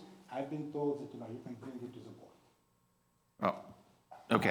I'm That's- sorry, yes. Yeah, no, I understand, but I'm just letting you know. I understand. But you certainly can have every right to discuss that with the building department. Can I ask you a question? What you gonna do, how you gonna discharge the rainwater? The rainwater, because of the increase in impervious coverage, we're addressing the increase in impervious coverage with a detention basin. The detention basin is well oversized for the amount of the increase, and any additional rainwater will discharge directly to the storm drain in the street. Okay. There is, okay, so you're gonna do a basin on the back of property? Yes, to an collect the underground water? basin. Why I'm asking, because my property is lower than yours, and currently almost all the water coming, to my property, and I had to do significant changes. Also, another issue I have with you discharging on the street, I have a proof. Now we're getting So a little hard we here. need questions, sir. So if you have any other questions. Okay, are you gonna address any issue? You currently discharging water on the street? I think No, that into that's- the storm that- sewer. Huh? Right. Storm sewer. Storm sewer. It's not exactly. I have a proof. The township It's takes not care of even- all water. it's not- The it's not even township built will yet. take care of the water. They cannot discharge any additional water off of their property than is currently discharged. They have to put together a drainage plan. Correct. That gets approved by the engineering department, and So can I- fortunately or unfortunately, we have no privy over that. So, I understand, but, Yeah. it is a hazard. And, I can show you because, I understand. So can I address it with engineering department? Of course, but they will make sure that So- these applicants, when they're building that, when it's all done, if there was 1 gallon of water that came off after an inch of rain, there won't be more than 1 gallon of water that comes off with an inch of rain. Correct. Likely it'll be less because it's gonna be better graded and they're gonna have a drainage system, but there's no promise of that. It won't be any greater than it is today based on a rainfall. Okay, as long as it's not gonna be worse. It will not be worse. It is really bad. Per law, it won't be worse. The Livingston has a lot of areas where it doesn't drain well. Township's on that for those reasons. They want to protect all the residents, incoming and existing. So pretty much, I don't have any more questions, and, because I understand many of my questions are mostly for engineering, okay? But, I still have a good chance to make a statement. Yes, you will have a chance to make a statement. Don't move. Does anybody else have a question for this witness? Does anyone want to make a statement? Oh, Mr. Graviano, I'm sorry, I was, He still has to go. 1 second. He's very fast. I know Go. he's been his fixture in his seat, but he And he's still needs to- approved as a planner. I'll Yes. beat you to it. Nick has already been sworn in and accepted as a planner in the last Thank you. 2.5 seconds. No emails saying he's no longer a planner. Mr. Nick, you've heard everything. You've heard the architect. You have examined the plans. You've examined the application. You have been to the site. Can you give us the benefit of your planning analysis of this particular property, why this variance can be granted? Certainly, this is an application for block 5602, lot 4, 14 Burnett Hill Road. The applicant is seeking approval for a new single-family residence. The first variance being requested is for the front yard setback, although, as you heard in previous testimony, the average setback is being adhered to, is actually being exceeded. When you look at the proposed dwelling and the adjacent dwellings, this house is actually a touch back from those dwellings a little bit by, roughly 2 feet. The applicant's also requesting the habitable floor area ratio variance, whereas 35.95% is proposed, 30% is permitted by ordinance. I would like to note that the applicant is under the habitable floor area requirement, coming in at 2905 square feet, whereas 3220 is permitted by ordinance. So this is certainly not a situation where the applicant tried to max out the dwelling on the undersized lot, which is undersized by 1,295 square feet. I would like to note that today there is a deficient side yard setback on the one side, coming in at 7.2 feet. The applicant will be bringing that into conformance with the proposed dwelling. The building height also is not being maxed out in this situation. The applicant's house is coming in at 33.76 feet, whereas 35 feet is permitted by code. The applicant is also exceeding the rear yard is actually meeting the rear yard setback requirement as well. You heard the applicant's professional indicate that there will be subsurface draining on this project, something that does not exist today. So looking at the D4 FAR variance, the site certainly can accommodate the proposed dwelling in that all of the setback requirements are being met. The applicant is not exceeding the building coverage requirement for the district. Looking at those elements in totality, this variance can be granted without substantial impairment to the zone plan or zoning ordinance, advancing purposes of zoning A, G, and I, specifically purpose G, sufficient space and appropriate location for a variety of residential uses to meet the needs of New Jersey citizens. So we have an application that's going to address drainage, which has not been done before. It's going to increase the front yard setback and being more conforming by 2 feet. It's going to eliminate a side yard violation and making full compliance. Those are 3 of the aspects that were highlighted in both your testimony and the architect, correct? Yes, and the house is also under the habitable floor area allotment. I submit, Nick, for any questions of the board? Does the board have any questions for this witness? Does the public have any questions for this witness? Now, does the public have any statements? Please. Thank you. Hey, sorry, I just have to quickly swear you in. Do you swear to tell the truth for the zoning board tonight? Yes, I do. Okay, just please state your name for the record one more time. My name is Michael Margolin, Okay, and your address? 12 Burnett Hill Road. Okay, go ahead, sir. Time for comments. Thank you. Okay, I just want to address board members. It's not often that I'm here. I was here a couple times. Actually, last week I celebrated 25 years of living at 12 Burnett Hill Road. In the last 25 years, the area changed. When I moved in, it was probably one of the greenest area in the town. I still have probably the best front yard left. All these new houses, they eliminate trees. Every single one, trees, bushes, they need to remove because they need a space to extend. And this is pretty much every single house that was built on my street, they follow the same design. The trees that I have between two houses, they most likely will die. Okay, and because the roots currently going beyond the line that contractor proposed, there is no way they can do it without cutting it. So trees will die. I will have a problem to remove them because otherwise they will fall on my property. So it has to be removed. And I just know Mr. Weissman made a statement at the beginning that it's in a good. Everything that you're doing, it's in the good of the people. We have professional contractors. I saw today 10 applications, zone R4. Some of them people like ordinary, many of them professional contractors. When they buy a property, they know that they will have to go over your limit. And board approved it for one reason or for another. Variances from 3 to 16%. So may I ask you a question? Why do we need this 30% variance? Why is it low?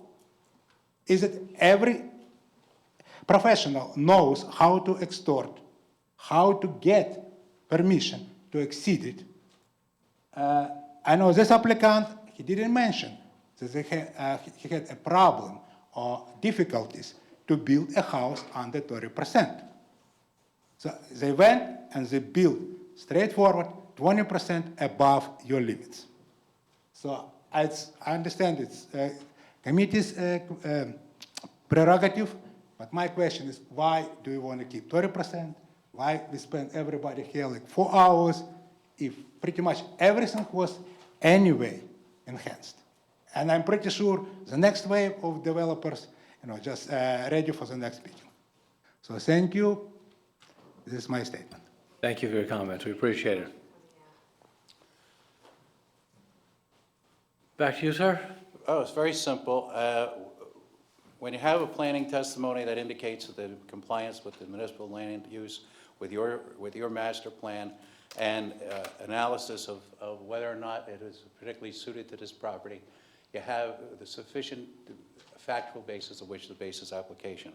Additionally, you have an application that creates a better situation. It brings a house back further, it eliminates the side yard variance, and the detention here is very important because I have been more and more familiar over the last year or so with issues of terms of drainage.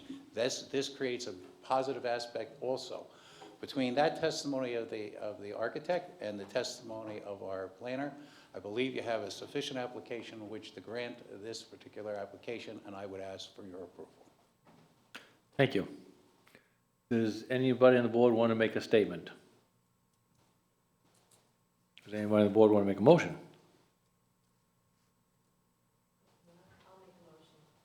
I'll make a motion. I make a motion to approve. I'll second.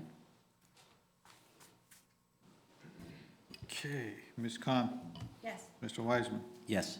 Mr. Kenyon, yes. Mr. Horn, Yes. Mr. Sherman, Yes. okay, Mr. Ambati, Yes. Mr. Beard. Yes. Motion carries. Thank you so much. Appreciate it, and have a wonderful night.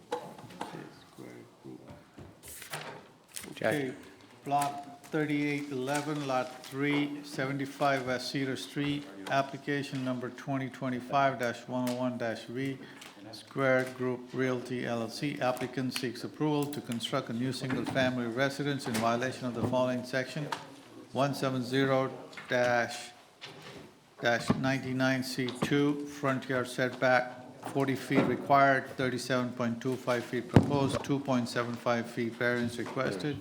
170-99C4, rear yard setback 35 feet required, 26.23 feet proposed, 8.77 feet variance requested. 170-87CC4, habitable floor ratio 30% allowed, 33.05% proposed, 3.05% variance requested. Oh, hi. Hi, You're up. that's it. Good evening, everyone. Happy New Year. My name is Matthew Posada. I'm from the law firm Sills, Cummins & Gross, and I represent the applicant Square Group Realty LLC in connection with this application for a new single-family home. The subject lot itself is an undersized lot, which is triggering the variance relief that we're requesting here today. 2 bulks and 1 D variance. Tonight, I'll have 2 witnesses. I'll have my architect, Eamon Sadra, as well as my planner, Mr. Nick Graviano, to walk through both the plans and why we think the justifications can be met for the requested variance relief. And I think we can accept them as experts in architecture and planning, as they've been here before tonight. And both have been previously sworn in, and they remain sworn in. And their licenses are still in good standing. Mr. Sedgwick, can you walk us through what we're proposing here tonight? Sure, yeah. So we're proposing a single-family house with a total of 6 bedrooms, including the one in the basement, and 5.5 bathrooms. We also have uninhabitable attic with a pull-down stairs for this house.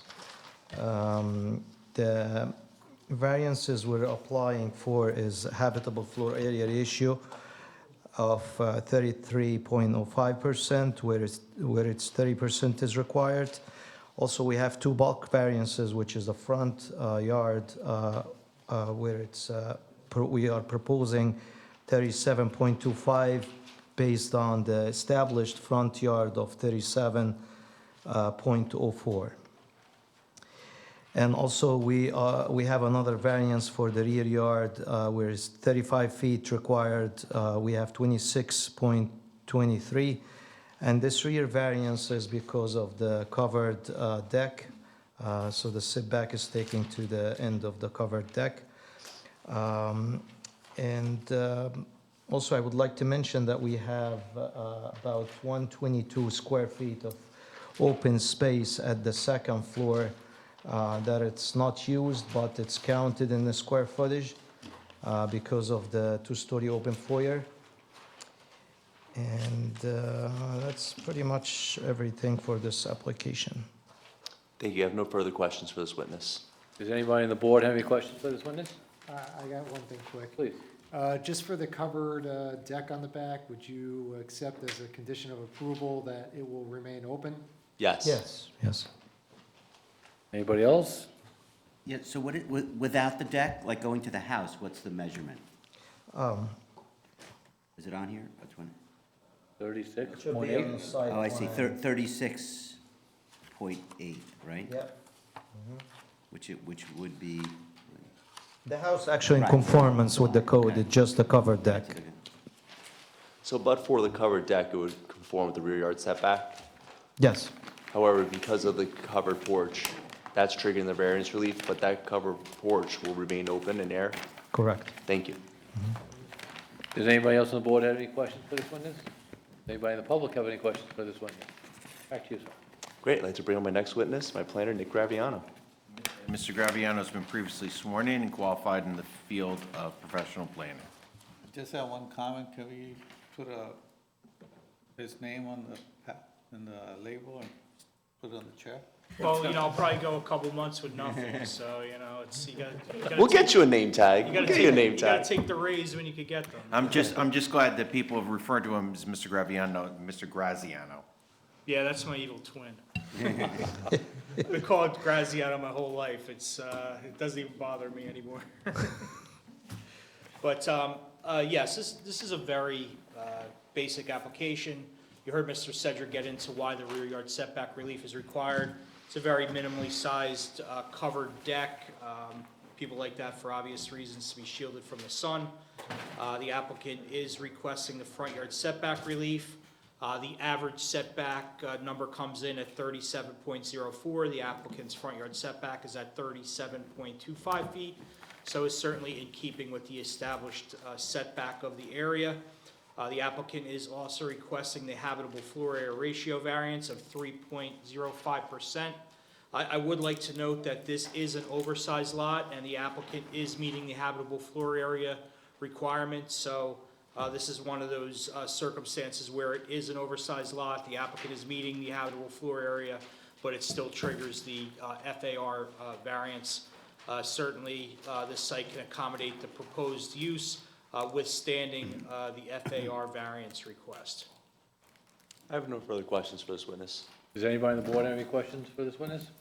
Does anyone in the public have any questions for this witness? Anybody in the public want to make any statements? Back to you, sir. I waive my summation. As you usually do. Does anybody on the board want to make any comments? Does anybody on the board want to make a motion? I'll make a motion to approve with the condition of approval of the no covering of the, the no closing in of the covered deck. I'll second it. Okay, Mr. Sherman? Yes? Mr. Kane, yes. Mr. Horn? Yeah. Mr. Wiseman? Yes. Mr. Ambali? Yes. Ms. Khan? Yep. Mr. Beer? Yes. Motion carries. Okay, the next, go ahead. Bring it home? No. Block 4501, Lot 823,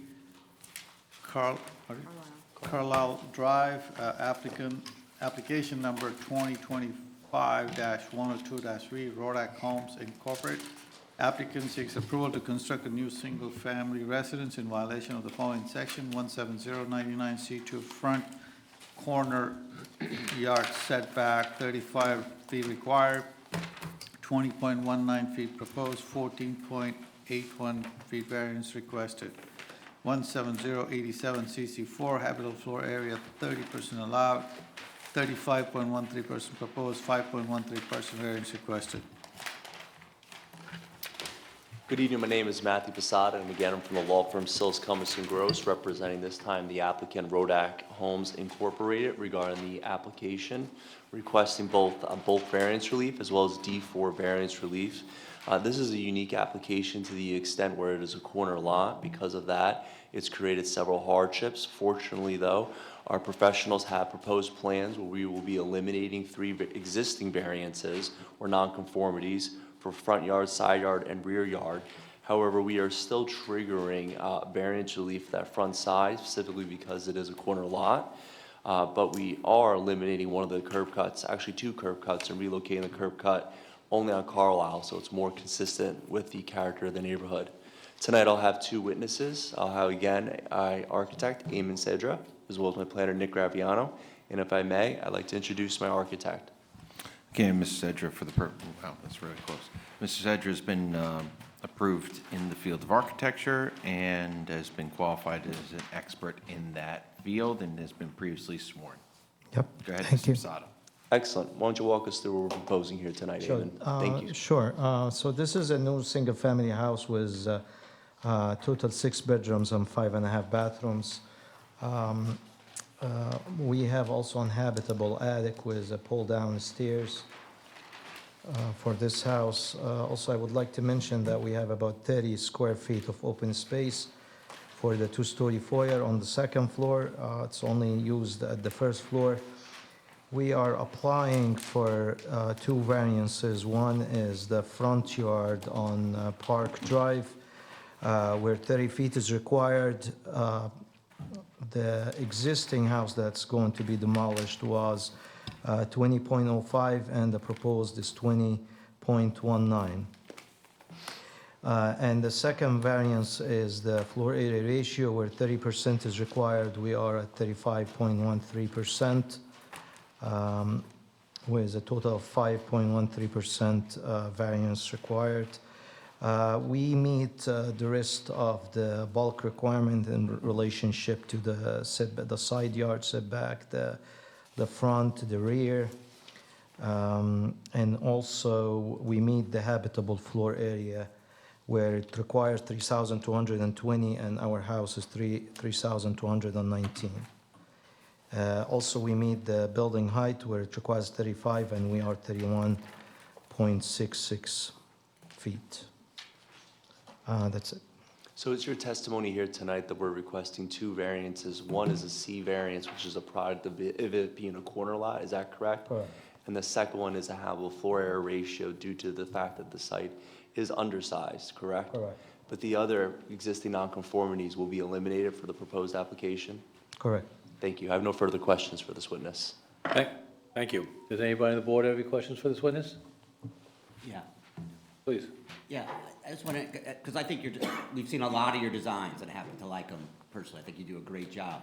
So when I see this, we're going from a single point that's 20 feet off, and so that's sort of existing, we'll call it, even though it's a home house. And now we're going to an entire side of the house at 20.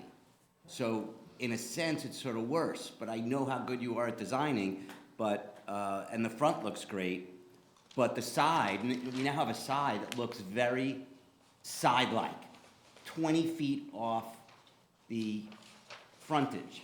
And it's, you know, to the neighborhood, it's a front. So you're driving by and this is what you see, and we're being asked to grant a variance, so the whole thing is running 20 feet. Yeah. I don't know if more thought went into how to make this I better for agree the with you. neighborhood. I think we can dress it up a little bit and make it kind of like look like a front elevation that matches the nice look of this neighborhood. That would affect my But yes, opinion on how to we'll address create it this. and make it more aesthetically appealing. Make it look more like a front. Or some, yeah, that's aesthetically done. I don't know how you put that in there. That's- So if this It's up board to would find interpretation, favorable as a so- condition of approval, I got a lot of rumbling here, so let's try to focus here. Okay, so, condition of approval, to, make the, Park Drive side, is that the side we're talking about, Yes, right? Park Drive. Park Drive side, fit in as a frontage. yes, we'll make sure that the facade itself is consistent with what you would expect for a facade, front facade of a home improvement. Got it. I just got in trouble.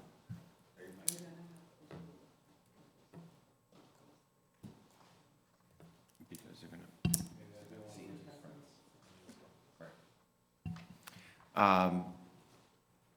Okay, that's, how Jackie maintains clarity of thought at this time of night is always amazing to me.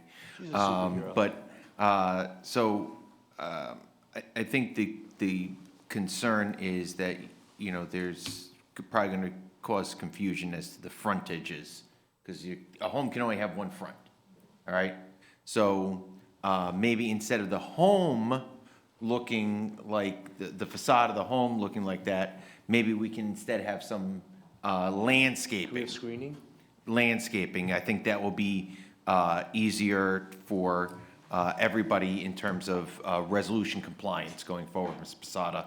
And I think that may resolve some of that issue, because otherwise it's not gonna, it becomes an issue in terms of the back room that, you know, it's gonna make it look like there's two frontages. You also don't want to upset the post office, because then they won't know where to deliver the mail. I just have such confidence in Mr. Cedra that whether it's, I'm serious, whether it's additional little roof lines, a side door, not that it should, I'm just saying, I would still, like, it's supposed to look landscaping, even if it was just not part of the resolution, but Mr. Cedra thought it might be a good idea, and they might change that into the plans. As a person who lives in the area and other lives in the area, I would just like to see an attractive house, and I know how good you are at doing it. Yes, I think it would help the neighborhood, there's no I reason believe we to- can make it. I'm not gonna add doors or anything, but I can balance You know the what I'm windows saying? and make Yes. them Yeah. symmetrical. You Yeah, could make this look like it should be for this sort of lot. There we go. So Mr. Cedra will, he's got extra ink at the office. He can certainly work his magic. I'm confident. I knew you would be, Mr. Posada. Of all people. We're still on comments, if you want to make a comment on. I know it's late, but I just want to make a really quick comment. I think repositioning the house on an angle to actually having the front face Carlisle I think it's beneficial to the street. I think it's a better use of the lot. You have a real backyard, a real front yard, and I think that it makes just a lot of sense for that street. So I just wanted to point that out because I appreciate you doing that. I concur with that comment, actually. I concur with that comment. I was thinking the same thing. What are we up to? I think we're up to, back to you? Okay. All right, I'll so make- Mr. Graviano's been, just for the purpose of the record, Mr. Graviano's been previously sworn and qualified in the field of professional planning. Mr. Posada, your witness. Close out. Yeah, I'll make this brief. I know it's late, but I'd like to echo it, because when I was at the site earlier today, that front circular driveway and that little piece almost makes it look like it's part of the right-of-way. So this is certainly an enhanced design, which does provide a better front and rear yard for the residents of this property. As Mr. Posada indicated, this is an application which eliminates a deficient side yard setback, which exists today because the house is pushed back in the corner. Also increases the front yard setback from 36 to 40 feet, and actually slightly increases the front yard on the secondary street. Certainly, with respect to the front yard setback variance for the corner lot, that could be granted under the C1 criteria due to the extraordinary situation affecting this specific piece of property. Strict application of the township zoning ordinance would create an undue hardship upon the applicant, because it'd be almost impossible to get a reasonable house by meeting both front yard setbacks. In terms of the HFAR variance, the 5.13% can be granted without substantial impairment to the zone plan or zoning ordinance. The applicant is meeting all other side and rear setbacks which impact the neighbors.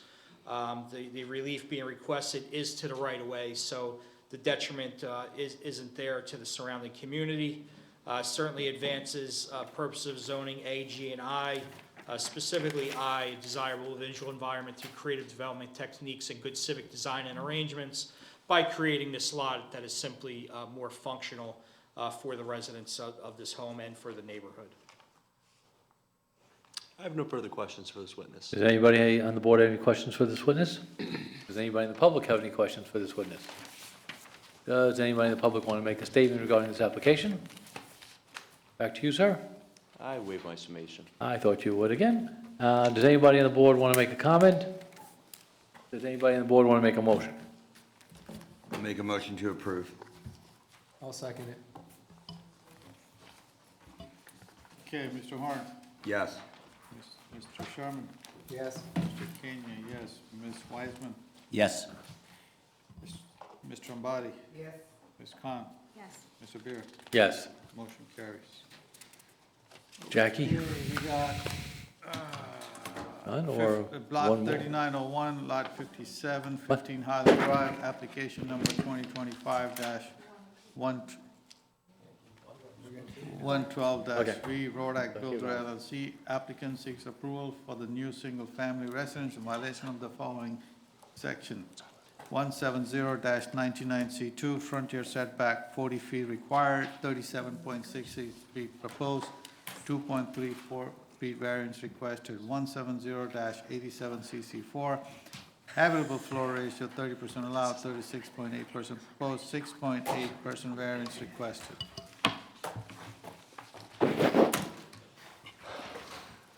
Good evening. As previously stated, Matthew Posada, law firm Sills, Cummins & Gross, representing Brodak Homes Incorporated regarding this application for both bulk variance relief as well as D variance relief for the subject property located at 15 Highland Drive.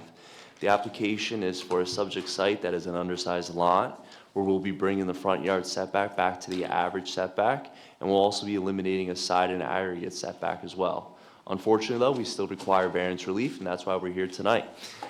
I have two professionals here to put it on the testimony on the record. My first one is Amos Cedra. He's my architect, and if he may, I'd like for him to proceed. And Ms. Cedra, you've been previously sworn in and qualified in the field of architecture, and your license is still good in the state of New Jersey, though we are approaching the late hour, but you're it's still good. Ms. Cedra, go ahead. I'm Yep. sorry, Ms. Posada. All good. All right, Eamon, were you the architect that was responsible for preparing these plans? Yes, Why don't you walk us through what we're looking to do here tonight? sure. This house consists of 6 bedrooms and 5.5 bathrooms. We have an habitable attic with pull-down stairs. we are applying for a floor area ratio variance where 30% is required, and we are at 36.8%. And including in this floor area ratio, we have an open space at the second floor of 44 square feet, just counted there, but it's not used except from the first floor, counted twice. We also applying for a front yard variance where 40 feet is required. We are at 37.66, but we also relying on the established average front, which is 36.66 for the neighboring properties, and we are above that. We are above the 36.66, where we're above by 1 foot. And that's kind of like the major two variances we have. We don't have any other variances regarding the bulk, side yard, rear yard, all good. The aggregate side is good. Also, the habitable floor area, we meet the habitable floor area where 3,220 is required, and we are at the max, which is 3,220. We meet the requirement of the building height where 35 feet is required. We are at 33.06. Terrific. I have no further questions for this witness. I have a quick question. So you're kind of filling in the driveway and leveling that off, right? Yes, So to make it kind of a more uniform area. correct. And otherwise, grading is generally the same around the house? From Correct. the existing? Yes. Okay. Does anybody else on the board have any questions for this witness? Does anybody in the public have any questions for this witness? Back to you. I'd like to call my next witness, my last witness, Mr. Nick Graviano. And Mr. Graviano has been previously sworn and qualifies as expert in professional planning. Yes, this is an application for block 3901, lot 57, 15 Highland Drive. This is a slightly undersized parcel coming in at 8750 where 9375 is required. The applicant is requesting the front yard setback variance. As you heard Mr. Cedra indicate, 37.66 is proposed, whereas the neighborhood average is 36.66. So the applicant is exceeding by the average by 1 foot. Is also increasing the front yard setback by 2 feet from what exists today. I would like to also note that the applicant is remedying a deficient minimum side yard setback as well as a deficient aggregate side yard setback, albeit slightly. Certainly, the front yard setback variance can be granted under the C2 criteria. With respect to the habitable floor area ratio variance of 6.8%, the applicant is meeting the habitable floor area of the district, 3,220 square feet. And by meeting all required setbacks as well as proposing a on-site stormwater drainage system, the site certainly can accommodate the proposed dwelling, withstanding the request for the FAR variance. I have no further questions for this witness.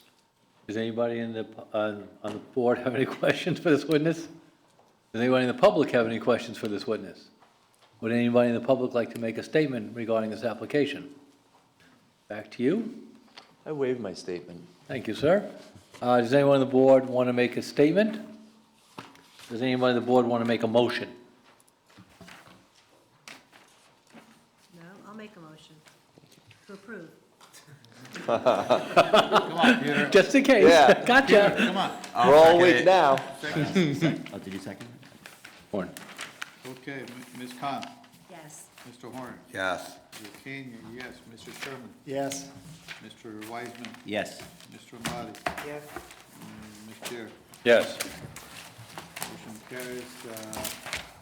The last but not least. Drum roll, please.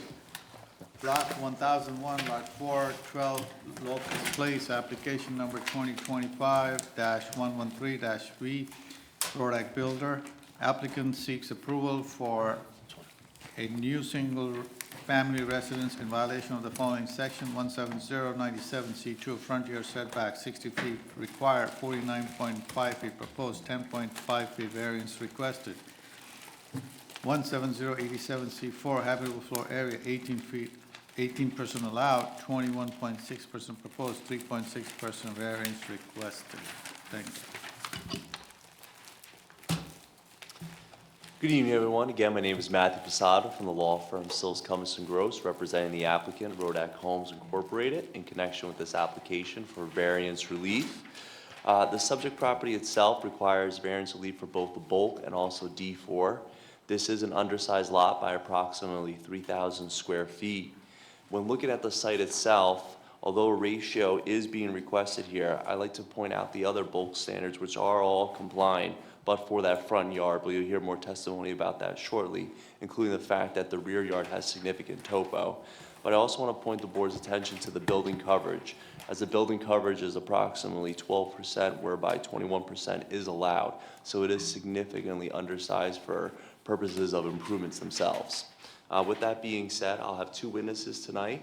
Again, my architect, Eamon Cedra, and my planner, Nick Graviano. If I may, I'd like to call the architect. Okay, Ms. Cedra has been previously sworn and qualified in the field of architecture. Go ahead, Mr. Posada. Great. Yeah, License still in good standing? it's still in good standing. Why don't you walk us through what we're proposing here tonight? Sure, we're proposing a single-family house with 7 bedrooms, 6.5 bathrooms in this house. We have the garage located at the basement level. It's a 3-car garage. The attic space is uninhabitable attic with a pull-down stairs from the 2nd floor hallway. We are applying for habitable floor area ratio variance where 18% is required. We're asking for 21.6%. And the front yard setback where 60 feet is required. And we are proposing 49.5 feet. And also, we have the average established front calculation where it shows 49 feet. So we meet the established front yard setback requirement. I would like to mention also that this house, the floor area for the garage is 771. So we have 321 square feet from the garage area counted toward the floor area ratio. And also on the 2nd floor, we have an open 2-story foyer, which counts about 135 square feet.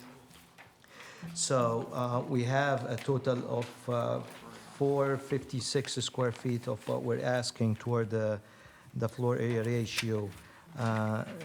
This area is allocated for the 2-story foyer and the extra square footage from the garage. So as I said, we're only applying for 2 variances. The rest of the bulk requirements are good, and also we meet the habitable floor area where 4,870 square feet is required. We are at 4,869 square feet, and also we meet the requirement of the building height where 35 feet is required. We are at 33.5 feet. So the function of the requested relief tonight is because of the fact that the site is undersized? Correct. Thank you. I have no further questions for this witness. Does anyone on the board have any questions for this witness? Yeah, sorry. Yeah. Yeah, I don't see where the calculations, first of all, I think it's a typo. The required front yard setback is 60, right? Where you wrote It should 49. have been 60. He wrote 49, but You would say. the And what did I miss it? well, the 'Cause I didn't- 49 is actually the established front Yeah. yard. What are I didn't see, usually we get to see the, did I miss that on here? What? Like the calculations, like what Oh, where all well, the it other should be houses are? under the table here. It's under the table. Oh, it is? Established front yard set, yeah, per surveyor. There's no calculation, it's just a statement. In the middle. Oh, they don't show the, Yeah. Oh, actually, it's shown Usually on the survey. Can I pull out the survey?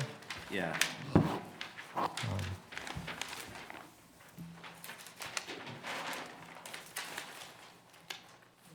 Okay, so the survey here, the average. Oh, there it is. Setback calculation on the right side. Let me make it bigger.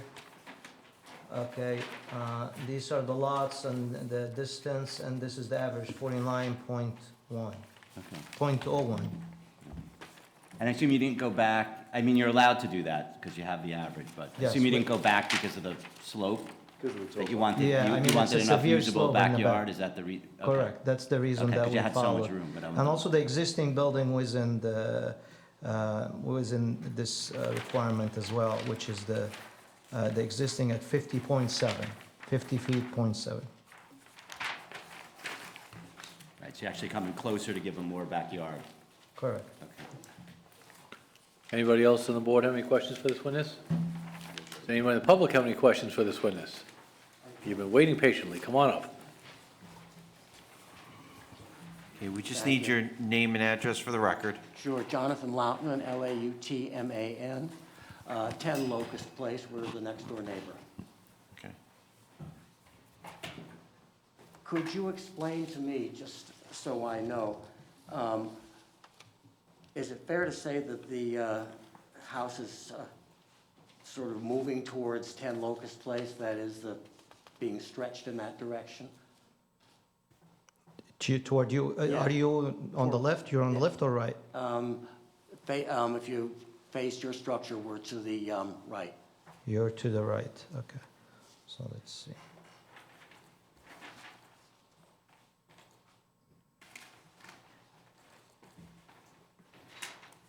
We have 32 feet, 32.3 feet from the right side of the building to the property line.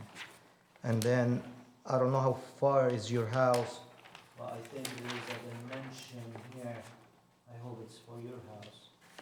It's 15.3 feet from the property line to your house. Now, the original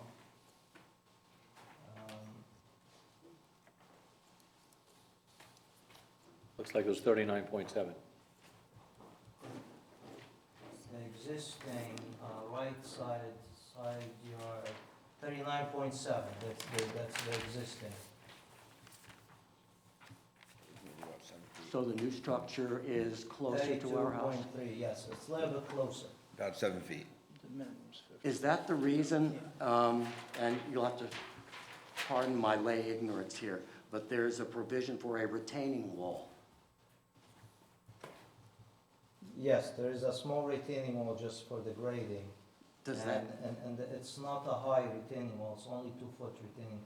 Top of wall is 305, and bottom of wall is 303. So it's only like 2 foot high from the back side. The front side is 307, top of wall, and bottom of wall is 304.5.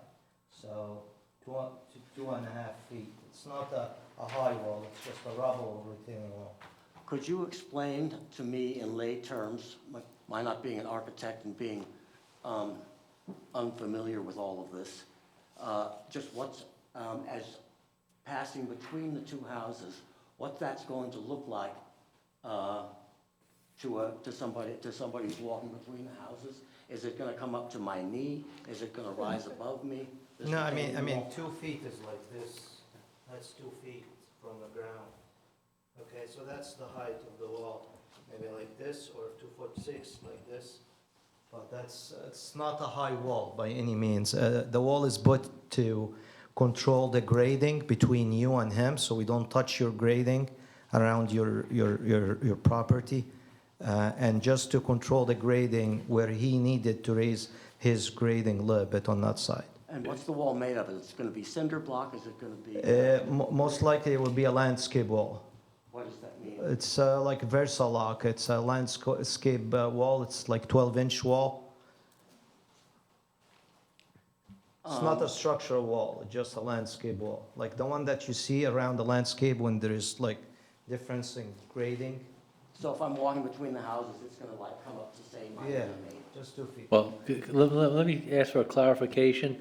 It's going down to their driveway, the new driveway, right? Correct. So from the neighbor, I forget your name, I'm sorry, sir, you will not see the wall, I You're not gonna believe? see it It from goes your down, side. it's to hold It's the visible ground from the going driveway down, side. if that helps. Okay, thank you. was it necessary to, what if you had, imagine how startled we were after living there since 1988, to find basically a proposal to triple the square footage of the house next door. It's a bit startling to us.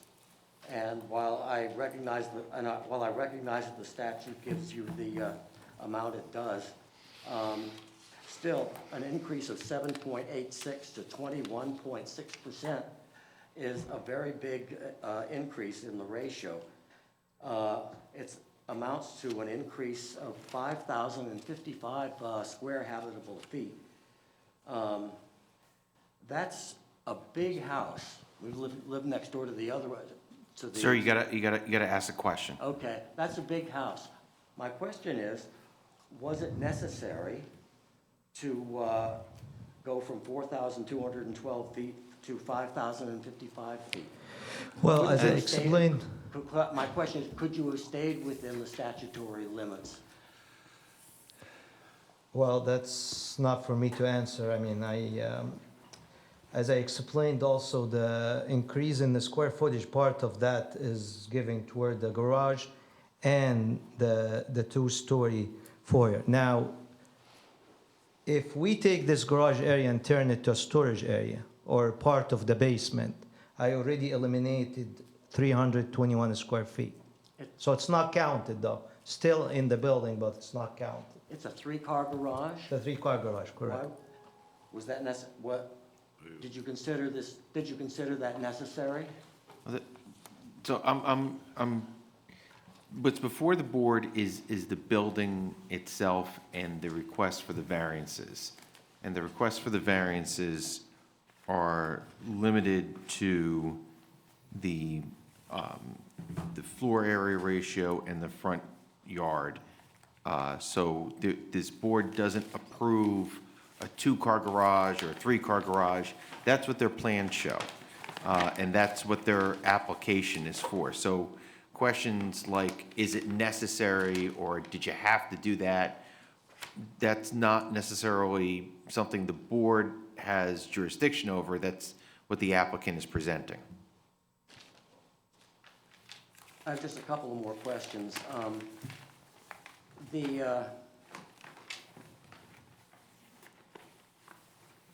You mentioned at the outset in your in your opening remarks that the lot is undersized. The square foot ratio is now tripled.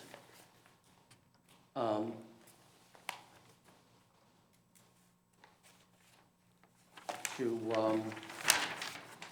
5,055 feet.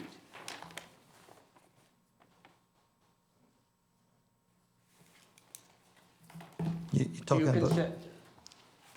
Do you consider that fitting comfortably within what you yourself termed an undersized lot? Yes, that fits very good with the neighborhood, the design, and the character of the building as well.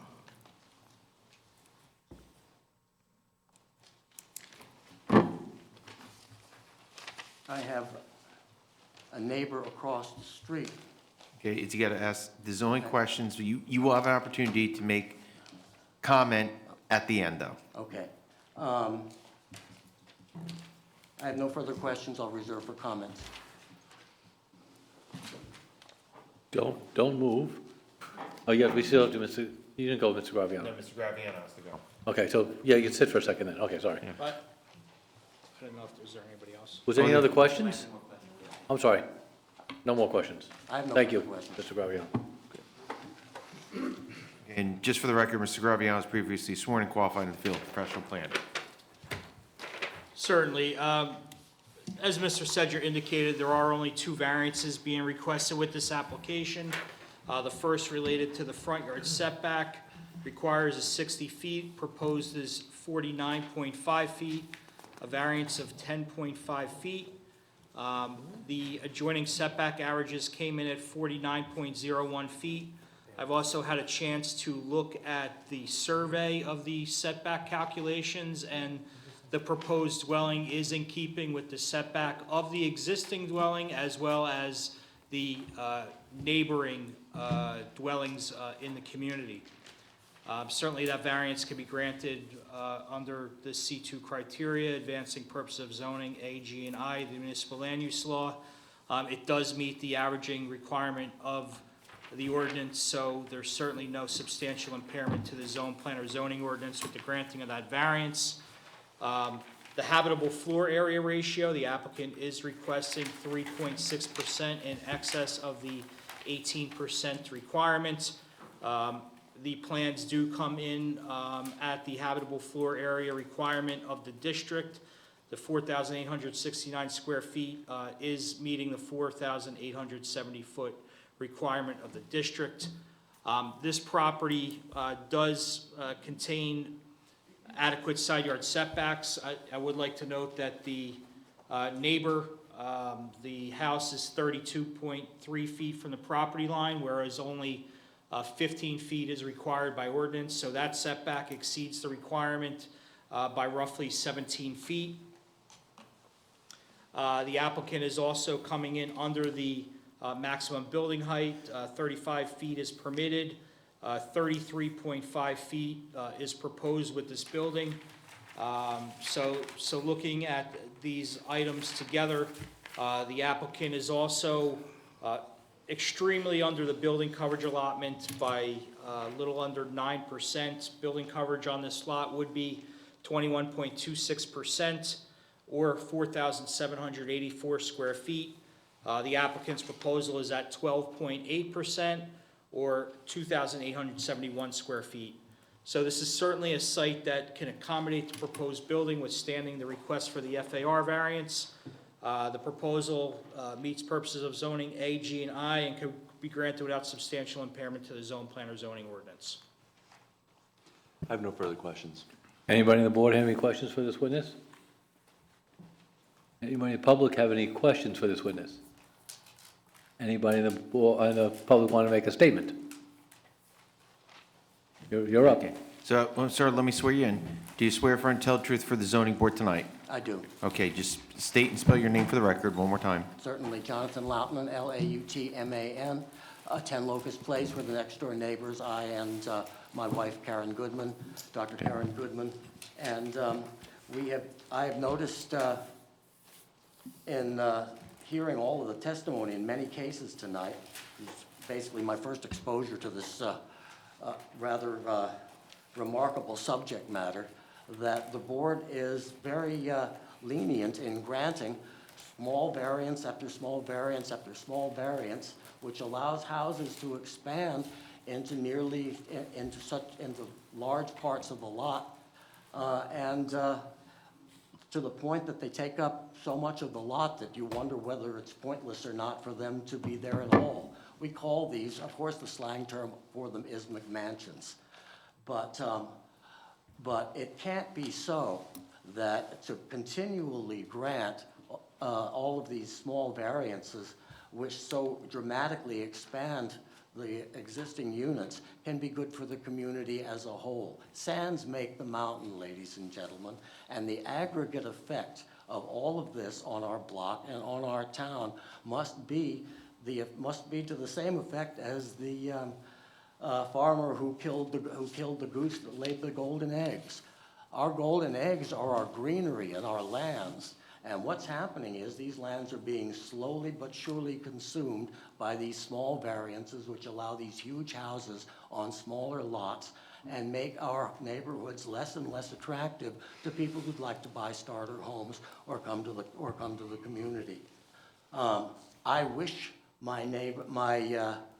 the new property owners, the Rozaks, great profit on their venture, of course, and I'm speaking a little bit against my own interest in saying that I wish they would stay within the statutory limits and build a smaller unit and thereby take better care of the community as is required by the statute.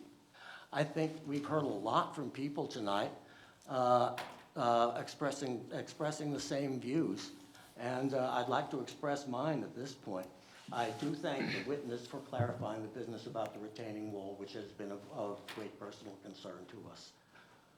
And I thank the board for its time.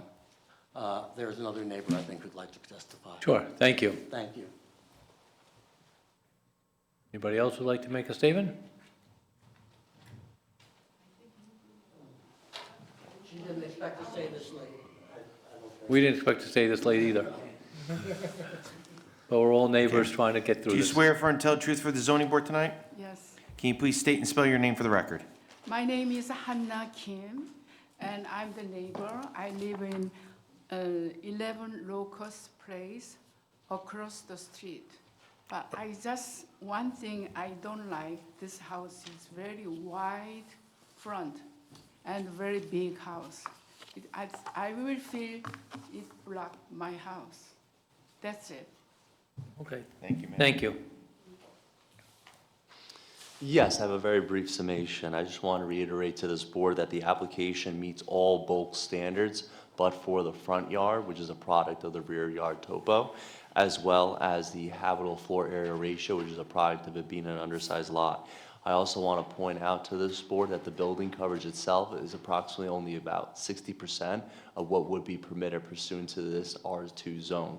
And the last comment I wanted to make, which was also just recently reiterated, is that the proposed wall will not be in the view shed of that lot 5, and therefore will also not affect the light, air, and space. And we hope you find in the affirmative for this application. And to clarify, you said the side yards are not being violated? Correct. Okay. All Wanted to make sure setbacks that's are understood. compliant. Yep. Thank you. Does anybody on the board want to make any statements?